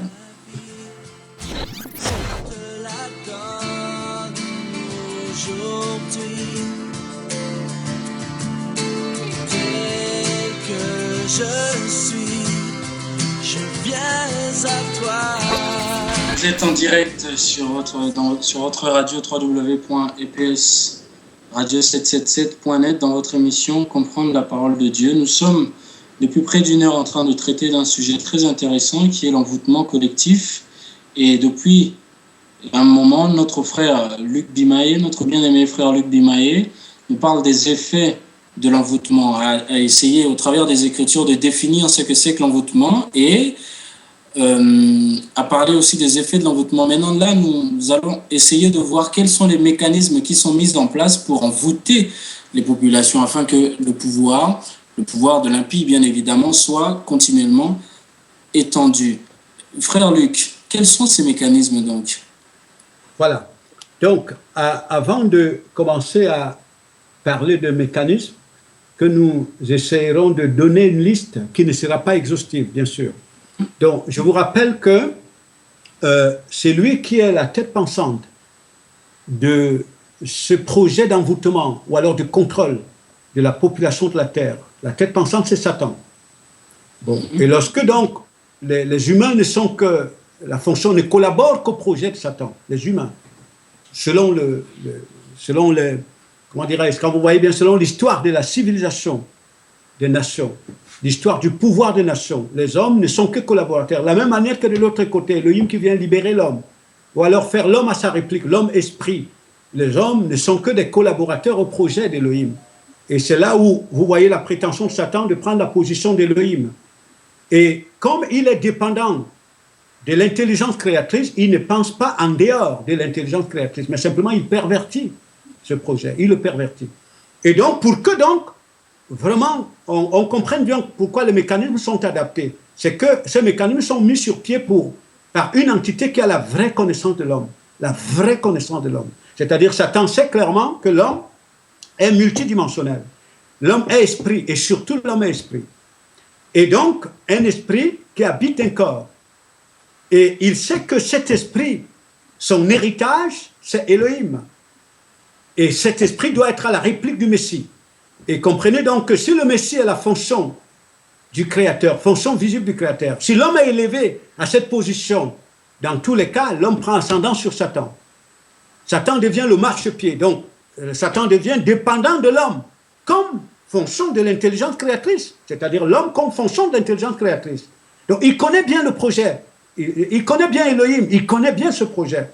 Et donc, maintenant, son projet, c'est de domestiquer cet esprit dans la chair, le domestiquer dans la matière. Tout part de là. À partir de là, vous allez comprendre pourquoi les mécanismes sont adaptés. Donc, son projet, c'est de déconnecter, faire en sorte que cet esprit de l'homme n'accède pas dans son identité. Cette identité dont le Messie Yeshua est la projection, la fonction visible, la force, voyez la puissance. Parce que chaque fois quand on parle de l'esprit, on rentre dans la sphère de l'intelligence, de la force, de la puissance. On parle de l'esprit créateur, on rentre dans les vertus du créateur. Donc Satan sait qu'en réalité, l'homme doit faire partie de la sphère créatrice, du principe créateur. Bon, et c'est sur la base de ça donc qu'il pense le mécanisme. Donc, imaginez donc très très bien qu'il s'appuie sur tous les éléments de l'univers pour domestiquer l'esprit de l'homme. Donc pour, on peut dire, déconnecter l'homme de la véritable cible, donc l'orienter vers la matière. Et à partir de là, vous pouvez voir un mécanisme, par exemple, comme le développement scientifique et technologique.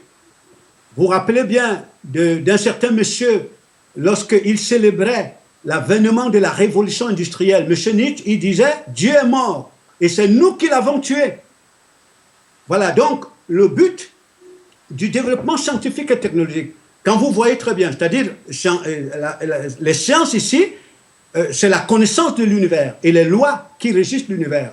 Et vous ne pouvez accéder à la connaissance de notre univers et les lois qui le régissent que si vous sortez de l'univers. C'est-à-dire vous vous connectez aux créatures qui constituent l'intelligence de cet univers, c'est-à-dire Satan.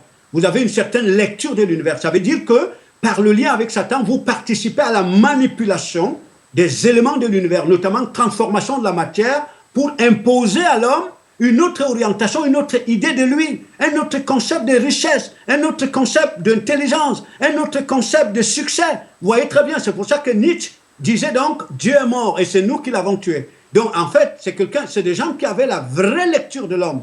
Donc vous comprenez donc ici que dès le moment que vous avez brouillé, plongé l'homme dans une brouille identitaire, il ne sait plus s'il est esprit ou s'il est chair. Et surtout, il est convaincu qu'il n'est que chair. Et que sa sécurité ne se définit que par rapport à son environnement matériel. Donc, à partir de ce moment-là, puisque l'esprit est toujours en lui, cet esprit se retrouve connecté à Satan et l'individu, par ses désirs, commence à invoquer les puissances spirituelles négatives sur la terre.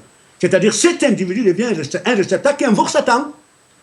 Donc, c'est donc ce principe qui a fait en sorte qu'on a vu cette énergie cosmique fondre dans la matière parce qu'elle est invoquée. Elle est invoquée par les désirs, par les angoisses, par les préoccupations.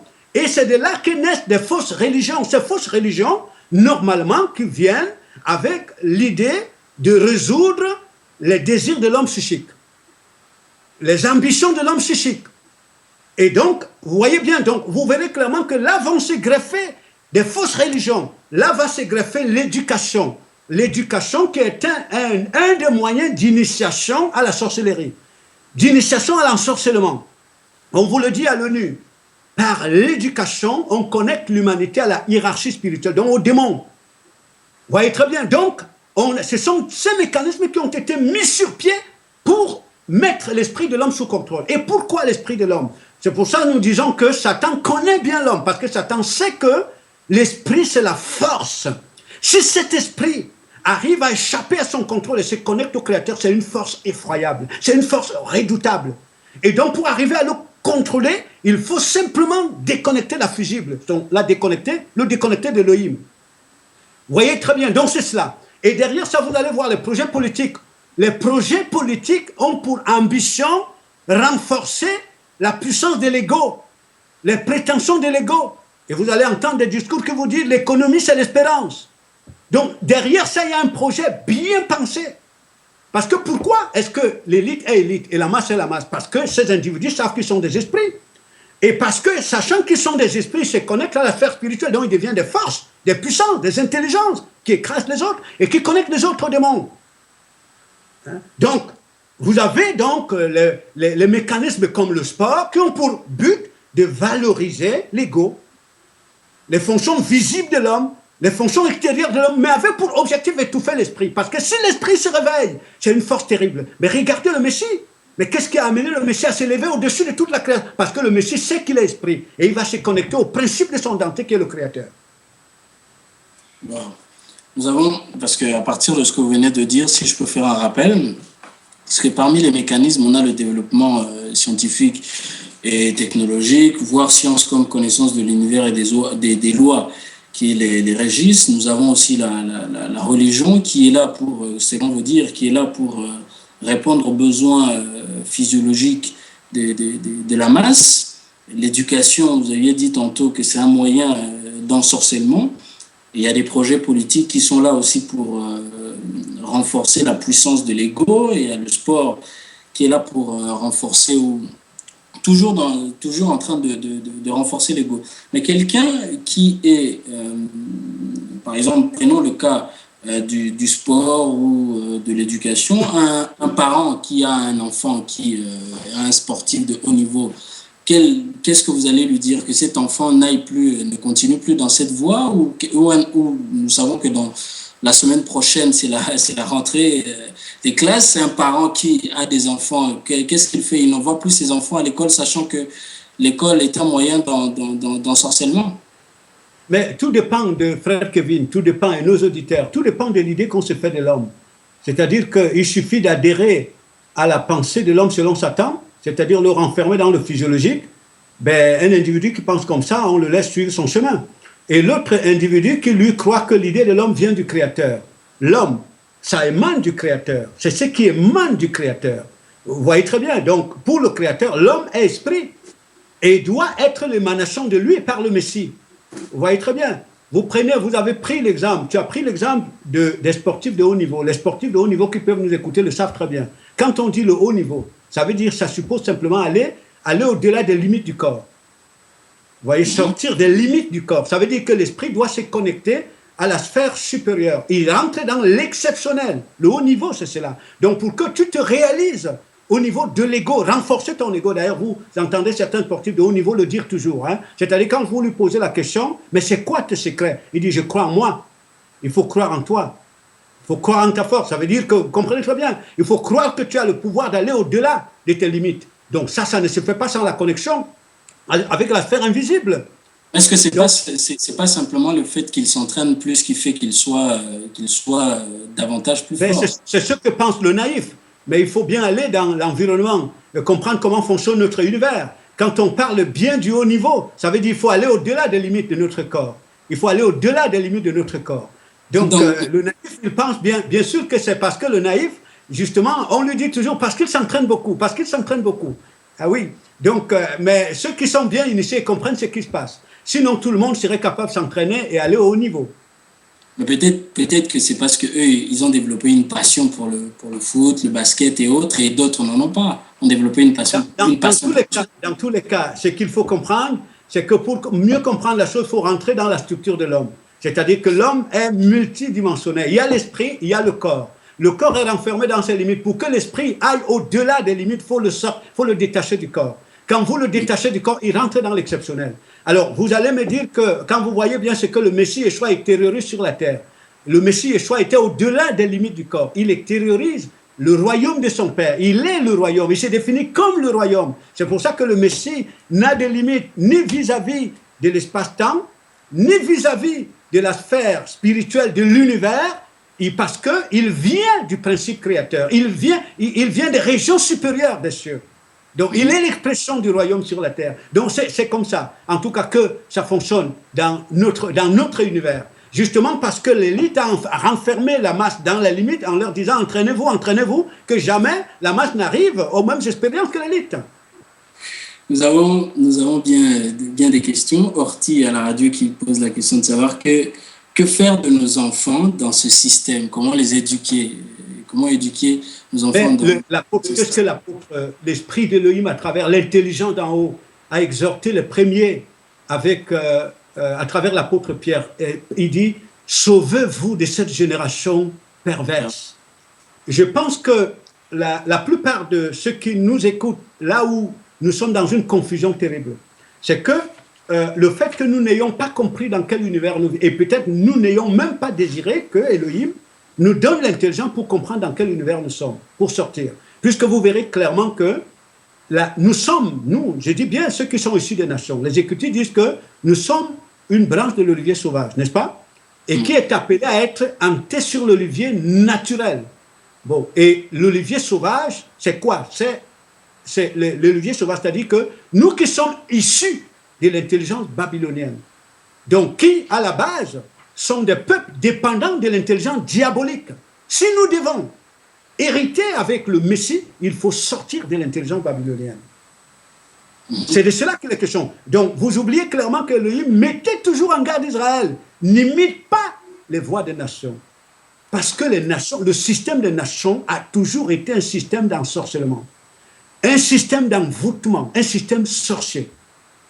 Donc, si nous pensons aujourd'hui que nous pouvons à la fois hériter avec le Messie et à la fois être l'émanation de Satan, mais qu'on nous montre comment c'est possible.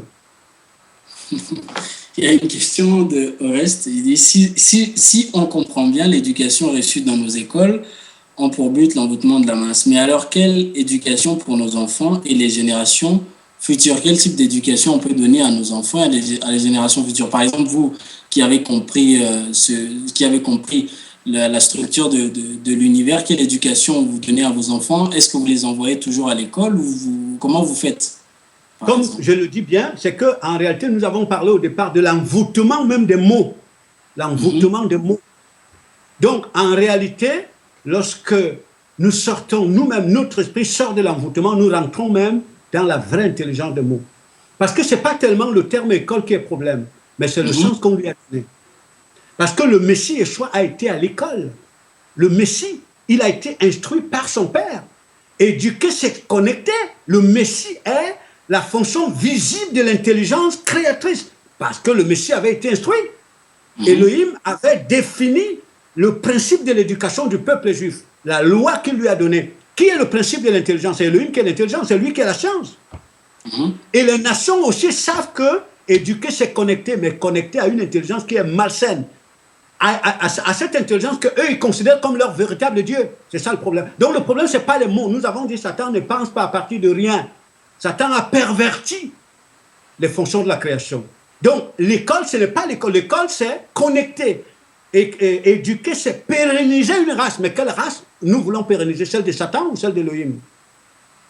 Donc, parce qu'il y a quelqu'un, Sophie M, qui dit donc l'éducation est juste une intelligence apparente. C'est que vous faites l'invitation que vous pouvez donner à quelqu'un, c'est que est-ce que, je reformule ma question, on doit sortir les enfants de ce que nous appelons école pour les éduquer? Je ne suis pas là pour prescrire un comportement à qui que ce soit. Ce que nous annonçons, c'est le royaume d'Elohim, à la lumière de la lecture que le Père nous donne. À chacun de se laisser éclairer par ce qu'il écoute d'Elohim et marcher en fonction de l'intelligence que le Père lui communique. Mais lorsque vous dites déjà que l'école est un lieu d'envoûtement, c'est comme si vous dites à quelqu'un que ce plat est empoisonné, donc de facto vous lui dites ne mangez pas. Ben, j'ai dit donc que les instructions sont données pour permettre à chacun. Vous savez, lorsque Elohim donne les instructions à son peuple, il lui donne le moyen, le pouvoir de choisir. C'est comme ça. Il lui donne le pouvoir de choisir. Maintenant, ce n'est pas lui qui va choisir pour Israël. Il le lui disait d'ailleurs. Le Messie a librement annoncé le royaume d'Elohim par son vécu et par ses paroles. Mais il n'est pas allé choisir pour les gens. Oui, mais cette personne-là se pose quand même la question de savoir qu'est-ce que je fais. Il y a un choix qui m'est donné. Elle demande à Elohim d'éclairer son intelligence pour la diriger. Voilà. J'ai une question qui me vient à l'esprit. Dans le livre d'Éphésiens, chapitre 1, du verset 19 au verset 23, on peut lire on peut lire l'apôtre Paul qui dit « Quelle est envers nous, qui croyons l'infinie grandeur de sa puissance, se manifestant avec efficacité par la vertu de sa force. Il a déployé dans le Messie, c'est-à-dire il a déployé la force dans le Messie en le ressuscitant des morts et en le faisant asseoir à sa droite dans les lieux célestes, au-dessus de toute domination, de toute autorité, de toute puissance, de toute dignité et de tout nom qui se peut nommer, non seulement dans les siècles présents, mais encore dans le siècle à venir. Il a tout mis sous ses pieds. Il l'a donné pour chef suprême à l'Église, qui est son corps, la plénitude de celui qui remplit tout en tous. Comment comprendre le fait que malgré la puissance, la force qu'Elohim a déployée dans le Messie, l'impie est quand même réussi, en collaboration avec les élites du monde, à envoûter la création tout entière? Ah, ça, c'est une très, très belle question, puisque c'est une question que tout le monde presque se pose très souvent. Mais si Elohim tout-puissant, il est tout-puissant, mais pourquoi est-ce que Satan est aussi puissant?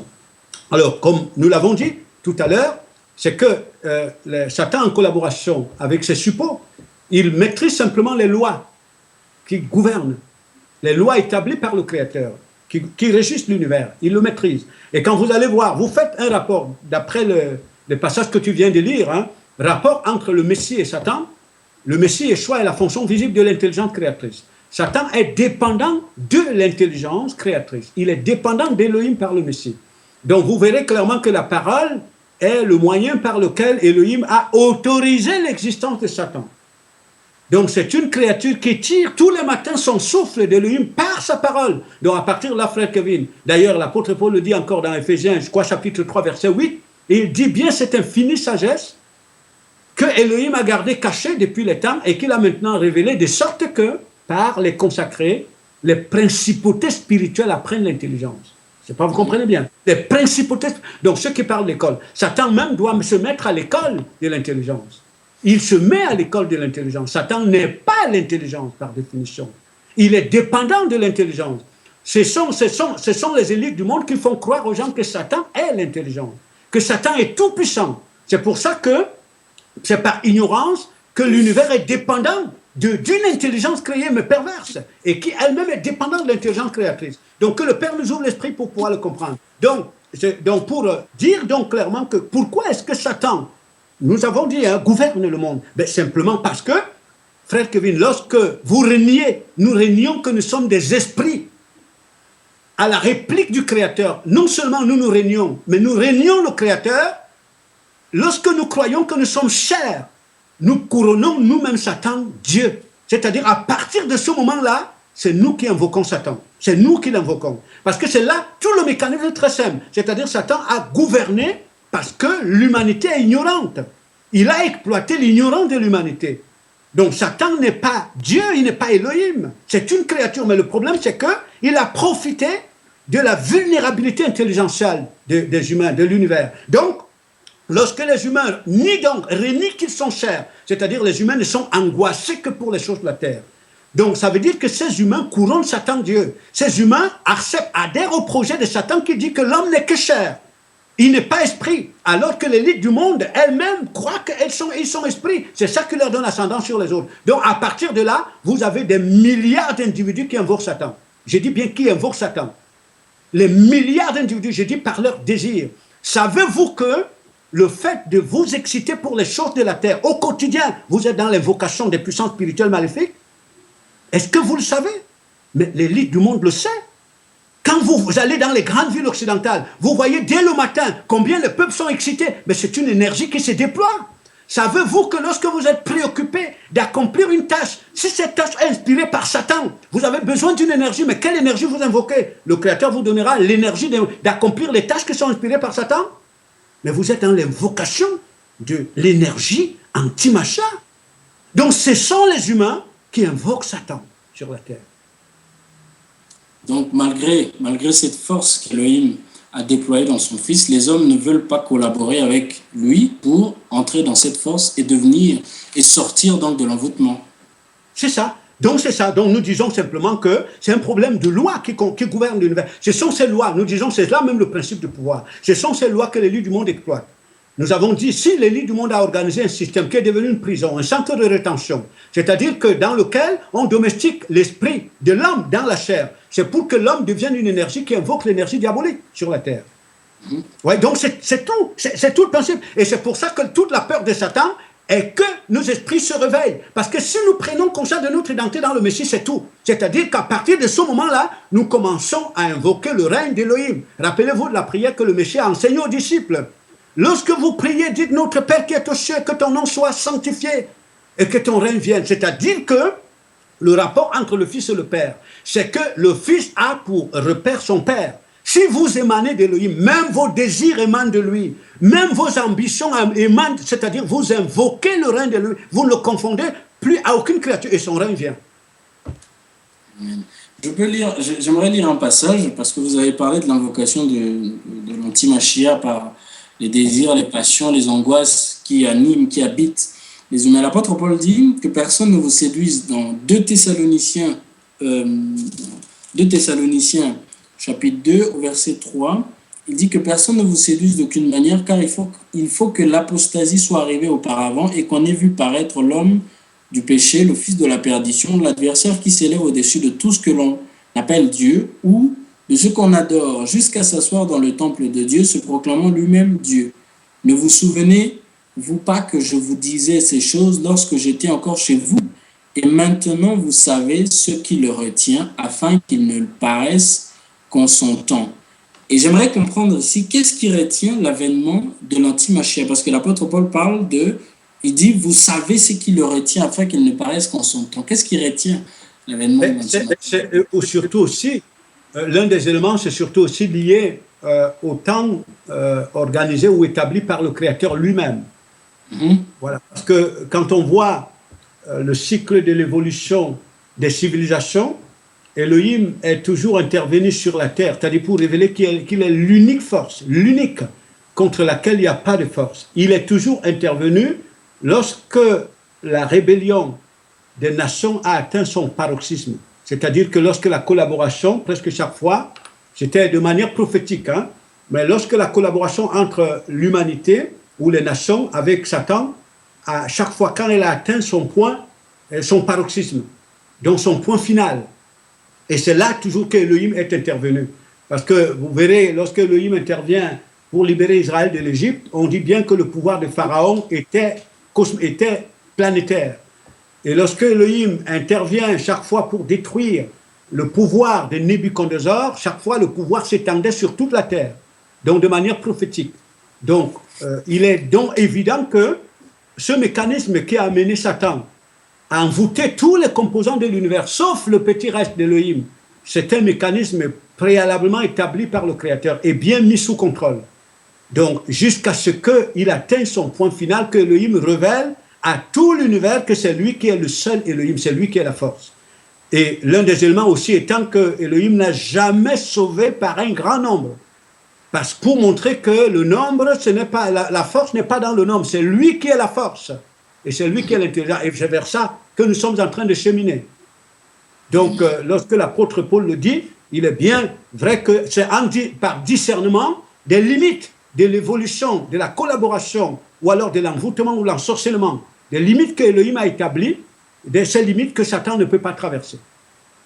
Donc, ce qui retient l'antimachia, l'avènement de l'antimachia, ce sont les limites qu'Elohim a établies, c'est ça? Oui, je dis bien, on peut voir derrière ça, il y a bien ces limites. Et puis aussi, paradoxalement, on peut le voir aussi au niveau de, puisqu'il est parlé de les fameuses 42 mois qui sont définis comme étant le moment où Satan partit du deuxième ciel pour descendre sur la terre. Nous disons bien, personne ne verra Satan, c'est-à-dire c'est cette énergie cosmique qui vient fondre dans la matière. Il est donc dit que 42 mois, toute la terre lui est donnée. Il contrôle toute la terre.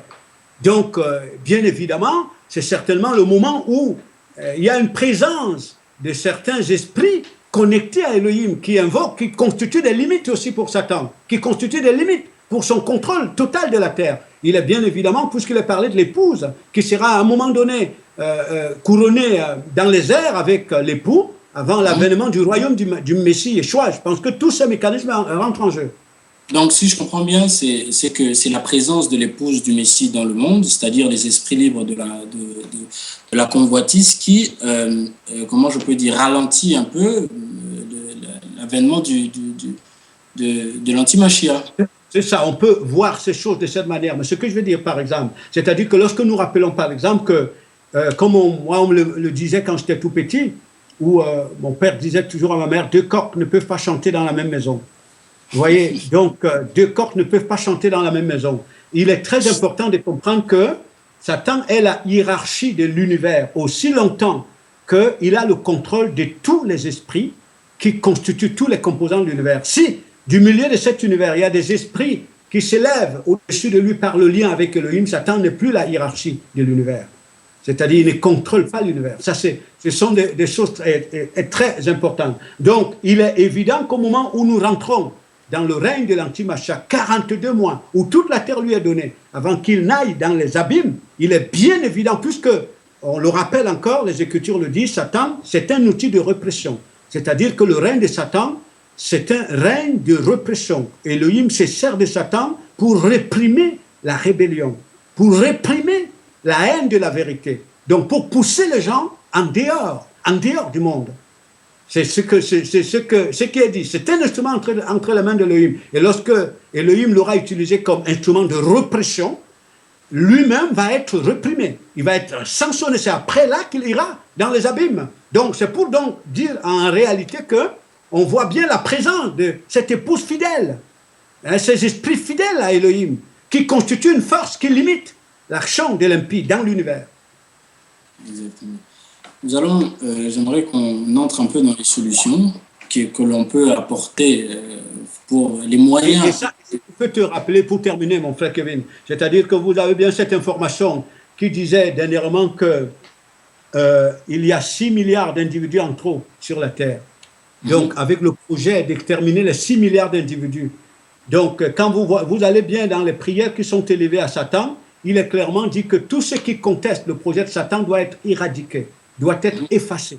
Donc, pour Satan, il trouve clairement en ses esprits, n'est-ce pas, une force qui limite son contrôle des choses. Donc, pour lui, il est clairement conscient que si ces esprits, momentanément, ne sont plus dans l'univers, ça lui donne la possibilité de contrôler. Nous parlons là de la Terre, hein, de tout contrôler. Parce qu'en réalité, c'est un individu qui va être basculé du deuxième ciel pour la Terre. Et parce que l'univers va être conquis par étapes.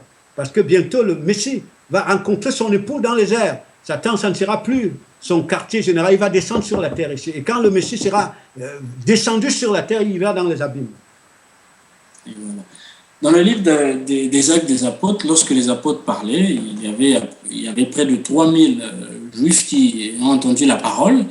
Et voulant s'y attacher, avait posé la question à Pierre, la question de savoir, parce que Pierre parlait en disant « Sortez de cette génération perverse ». Et les hommes, ces juifs lui ont posé la question de savoir « Hommes frères, que ferons-nous » Et Pierre leur a répondu « Répentez-vous, soyez baptisés au nom de Yeshua Mashiach et vous recevrez le souffle qui avait été promis à vous, à vos enfants et à tous ceux qui vont croire au Messie. » Est-ce que pouvons-nous croire que la repentance et le baptême au nom du Messie, c'est ce que doit faire tout celui qui veut sortir de Babylone? D'ailleurs, c'est quoi la repentance et c'est quoi le baptême? Bien évidemment. Et justement, c'est avant de dire si la repentance et le baptême sont des éléments essentiels pour tous ceux qui doivent se mettre à la suite du Messie, nous dirons un mot sur ce que c'est même que la repentance. Parce que, comme je disais, avec le principe de l'envoûtement des mots, c'est-à-dire la corruption du sens des mots, ces mots sont utilisés aujourd'hui pour raconter du n'importe quoi. Voilà. Et mais, quand nous revenons dans l'essence de ces termes, voyez, c'est Jean-Baptiste qui disait aux Juifs, puisqu'il préparait le chemin du Messie, préparait le chemin au Messie. Donc, lui-même déjà étant le modèle visible de la repentance à laquelle il invitait le peuple juif. Donc, vous regardez bien, Jean-Baptiste, à l'âge de 12 ans, les Écritures disent que lorsque la conscience de sa vocation s'est accrue, frère Kevin, qu'est-ce qui est dit? Jean le Baptiste est sorti du milieu des Juifs, il est allé dans le désert et il se développait dans son identité, n'est-ce pas? Parce qu'il devait... Donc, c'est de cette manière-là que Jean le Baptiste commence à montrer aux Juifs la repentance dans laquelle le Messie va venir amener le peuple juif. C'est-à-dire la rupture avec la conscience de nation. La rupture avec, on peut même dire, le chemin du désensorcellement. C'est-à-dire quand vous le comprenez à partir du vécu de Jean le Baptiste et à partir de ses paroles. Parce que le vrai messager il y a toujours une cohérence entre son vécu et ce qu'il déclare. Vous voyez, donc c'est cela. Donc, et parce que c'est une époque où le peuple juif, qui est appelé à être l'émanation du Créateur, parce que le Messie étant la fonction visible du vrai juif. Donc le peuple était dans une brouille identitaire totale. Donc le peuple était sorti des promesses que Elohim avait faites à Abraham. Il était resté dans un rituel vide, stérile.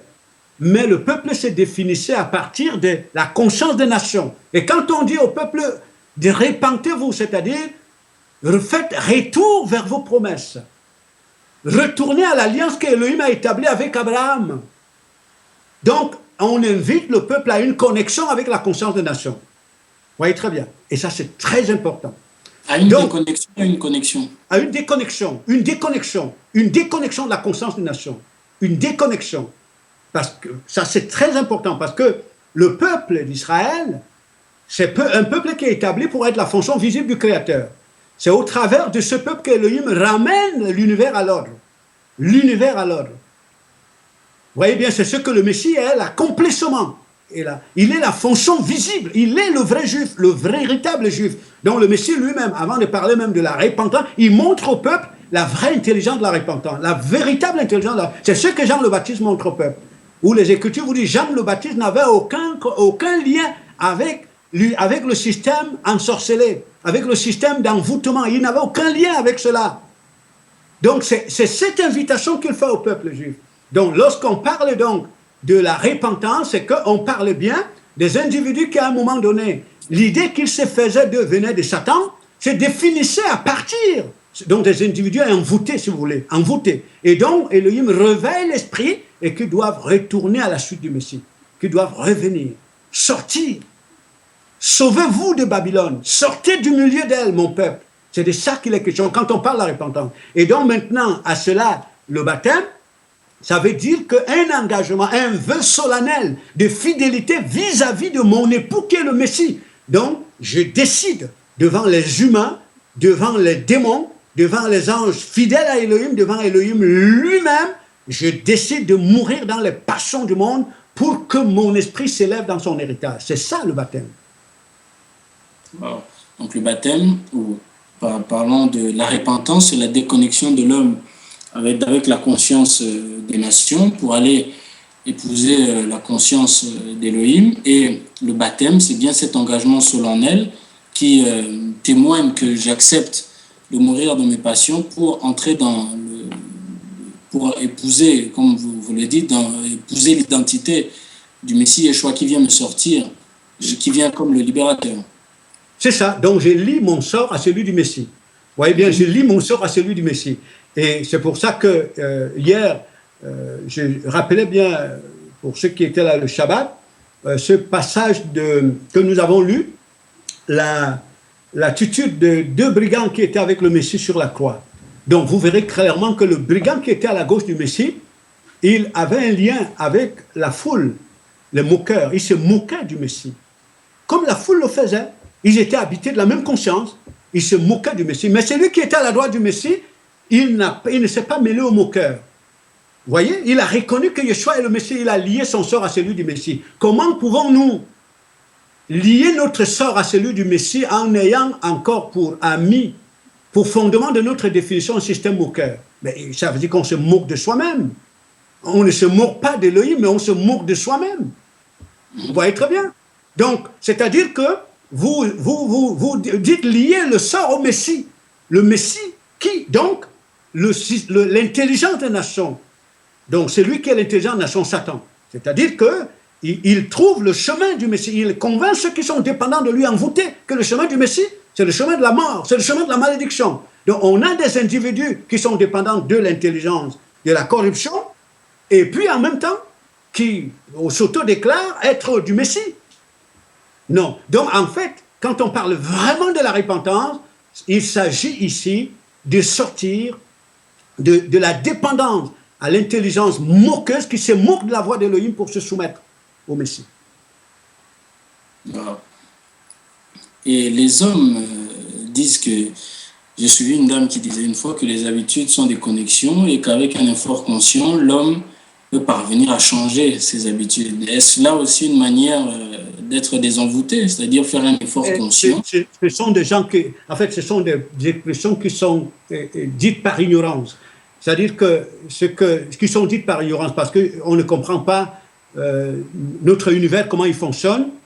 C'est-à-dire quand quelqu'un ne comprend pas que l'univers, c'est un esprit d'abord, je dis bien un esprit, auquel personne n'a le pouvoir de résister s'il n'est pas connecté à un esprit supérieur, c'est-à-dire l'esprit créateur. C'est lui qui va te mouler, c'est lui qui va te façonner. D'ailleurs, qu'il faut bien le remarquer, c'est que lorsque vous vivez à deux dans une maison, si l'autre est fortement envoûté, ensorcelé, il va ensorceler l'autre. Par ses désirs, par ses préoccupations, par ses ambitions, il va ensorceler l'autre. C'est-à-dire, vous le verrez même dans le rapport entre l'homme et la femme, le frère et son frère, le père et ses enfants. Si vous êtes fortement ensorcelé, vous allez ensorceler votre maison. Vous voyez très bien. Dans tous les cas, c'est ça. Ce sont des principes qui sont réels. C'est pour ça que les Écritures disent que les mauvaises compagnies corrompent les bonnes mœurs. Si vous marchez, parce que la pratique dans le monde, c'est quoi? C'est qu'un initié qui se sait initié, connecté à Satan, quand vous marchez avec lui, toute son ambition, c'est de vous initier, sans que vous vous en rendiez compte d'ailleurs. C'est-à-dire, tous les gestes qu'il pose, toute sa démarche, c'est de vous initier, sans que vous vous en rendiez compte. Et de la même manière, le Messie Yeshua, lorsqu'il marche avec les disciples, son objectif était d'initier les disciples, connecter les disciples à sa même source spirituelle, à la source de sa connexion dans son Père. Donc, lorsque, vous le verrez, lorsque vous avez des ensorcelés lourds, des individus qui ne s'inquiètent que des choses de la terre, quand ils marchent ensemble, ils finissent par s'ensorceler mutuellement. J'aimerais finir avec cette dernière question. Si un homme aujourd'hui se présente à vous, étant possédé par des démons, ou se réalise qu'il est possédé, comme ce fut le cas dans les Écritures où on présentait au Messie des hommes envoûtés, que feriez-vous pour les désenvoûter? Ben, tu sais, mon frère Kevin, je réponds par une expérience très pratique pour ceux qui ont été certainement avec moi au Cameroun. J'ai une partie de ma famille qui est sur place au Cameroun. Et donc, je dis très souvent à certaines personnes, je leur dis que, écoutez bien, la garantie pour que vos familles sortent de l'envoûtement, pour entrer dans la lumière, c'est que vous-même, vous soyez fidèles à la lumière. Si vous êtes fidèles à Elohim, parce que le libérateur, c'est Elohim. Si vous êtes fidèles à Elohim, par le Messie, et qu'à un moment donné, vous commencez à devenir la réplique du Messie, ce qui est autour de vous va être désenvoûté, va rentrer dans la lumière. Ça ne dépendra pas de vous, mais parce qu'en réalité, vous devenez un support des communications de l'énergie de vie. Alors, le temps que j'ai passé avec, j'ai dit un très petit moment, j'ai vu comment les esprits se réveillent. Ils sortent des ténèbres pour rentrer dans la lumière. Ce n'est pas moi. Je dis bien, c'est la force qui s'appuie sur nous. Donc, pour te dire donc que lorsque nous sommes nous-mêmes connectés à la source de désenvoûtement qui est le Mashiach, autour de nous, ceux qui sont avec nous, finissent à un moment donné par sortir de la... Là, ça n'a rien à voir avec la tromperie de la délivrance qui est un élément de tromperie dans le monde. On dit on prie pour quelqu'un, qu'on lui chasse les démons. Non, commence d'abord par le désenvoûter des passions des choses du monde. Commence d'abord, comment tu vas le dépassionner des choses de la terre? Comment tu vas le sortir des soucis de la vie matérielle? Comment tu vas le sortir de la peur de marcher à la suite du Messie? C'est là le désenvoûtement. Et là, il n'y a que le Messie au travers de nous qui peut le faire. Mais les hommes te diront que le Messie n'a pas commencé par là. Il a mis la main et la personne était guérie. Il n'a pas commencé par le désenvoûtement des passions de la chair. Parce que le poser la main, c'est juste simplement, tu communiques à l'autre ce que tu es, ce qui t'habite. Je communique à l'autre ce qui t'habite, c'est un transfert d'énergie. Donc si toi-même tu es habité par l'énergie d'ensorcellement, mais c'est ce que tu vas communiquer à l'autre. Exactement. Je vous dis, je crois que c'est ici que nous allons terminer, c'est avec cette question que nous allons terminer notre émission. Nous avons passé près de 2 heures ensemble et notre frère nous a parlé d'envoûtement et il a expliqué ce que c'est que l'envoûtement au regard des Écritures et quels sont les effets de l'envoûtement et combien l'humanité, la création même tout entière est envoûtée et quels sont les mécanismes qui ont été mis en place pour envoûter l'humanité et quelles sont les solutions pour les désenvoûtements et de quelle manière on peut sortir de l'envoûtement. Donc, je pense que vous avez été édifiés comme moi et j'espère que le Père va continuer son œuvre et va continuer à clarifier les zones d'ombre et à permettre à ce que cette sémence qui a été posée, qui a été déposée, mise en terre, soit arrosée par lui-même. Quant à moi, je vous dis encore bonne journée et bien des bonnes choses dans le Messie Yeshua. Au revoir. Au revoir. C'était me jeter à tes pieds.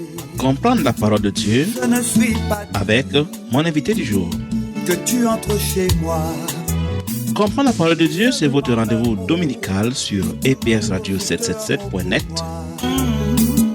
Ma détresse passive.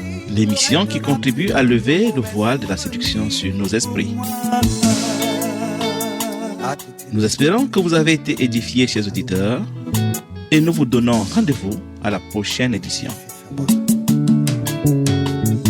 Que Dieu vous bénisse. Au revoir et merci.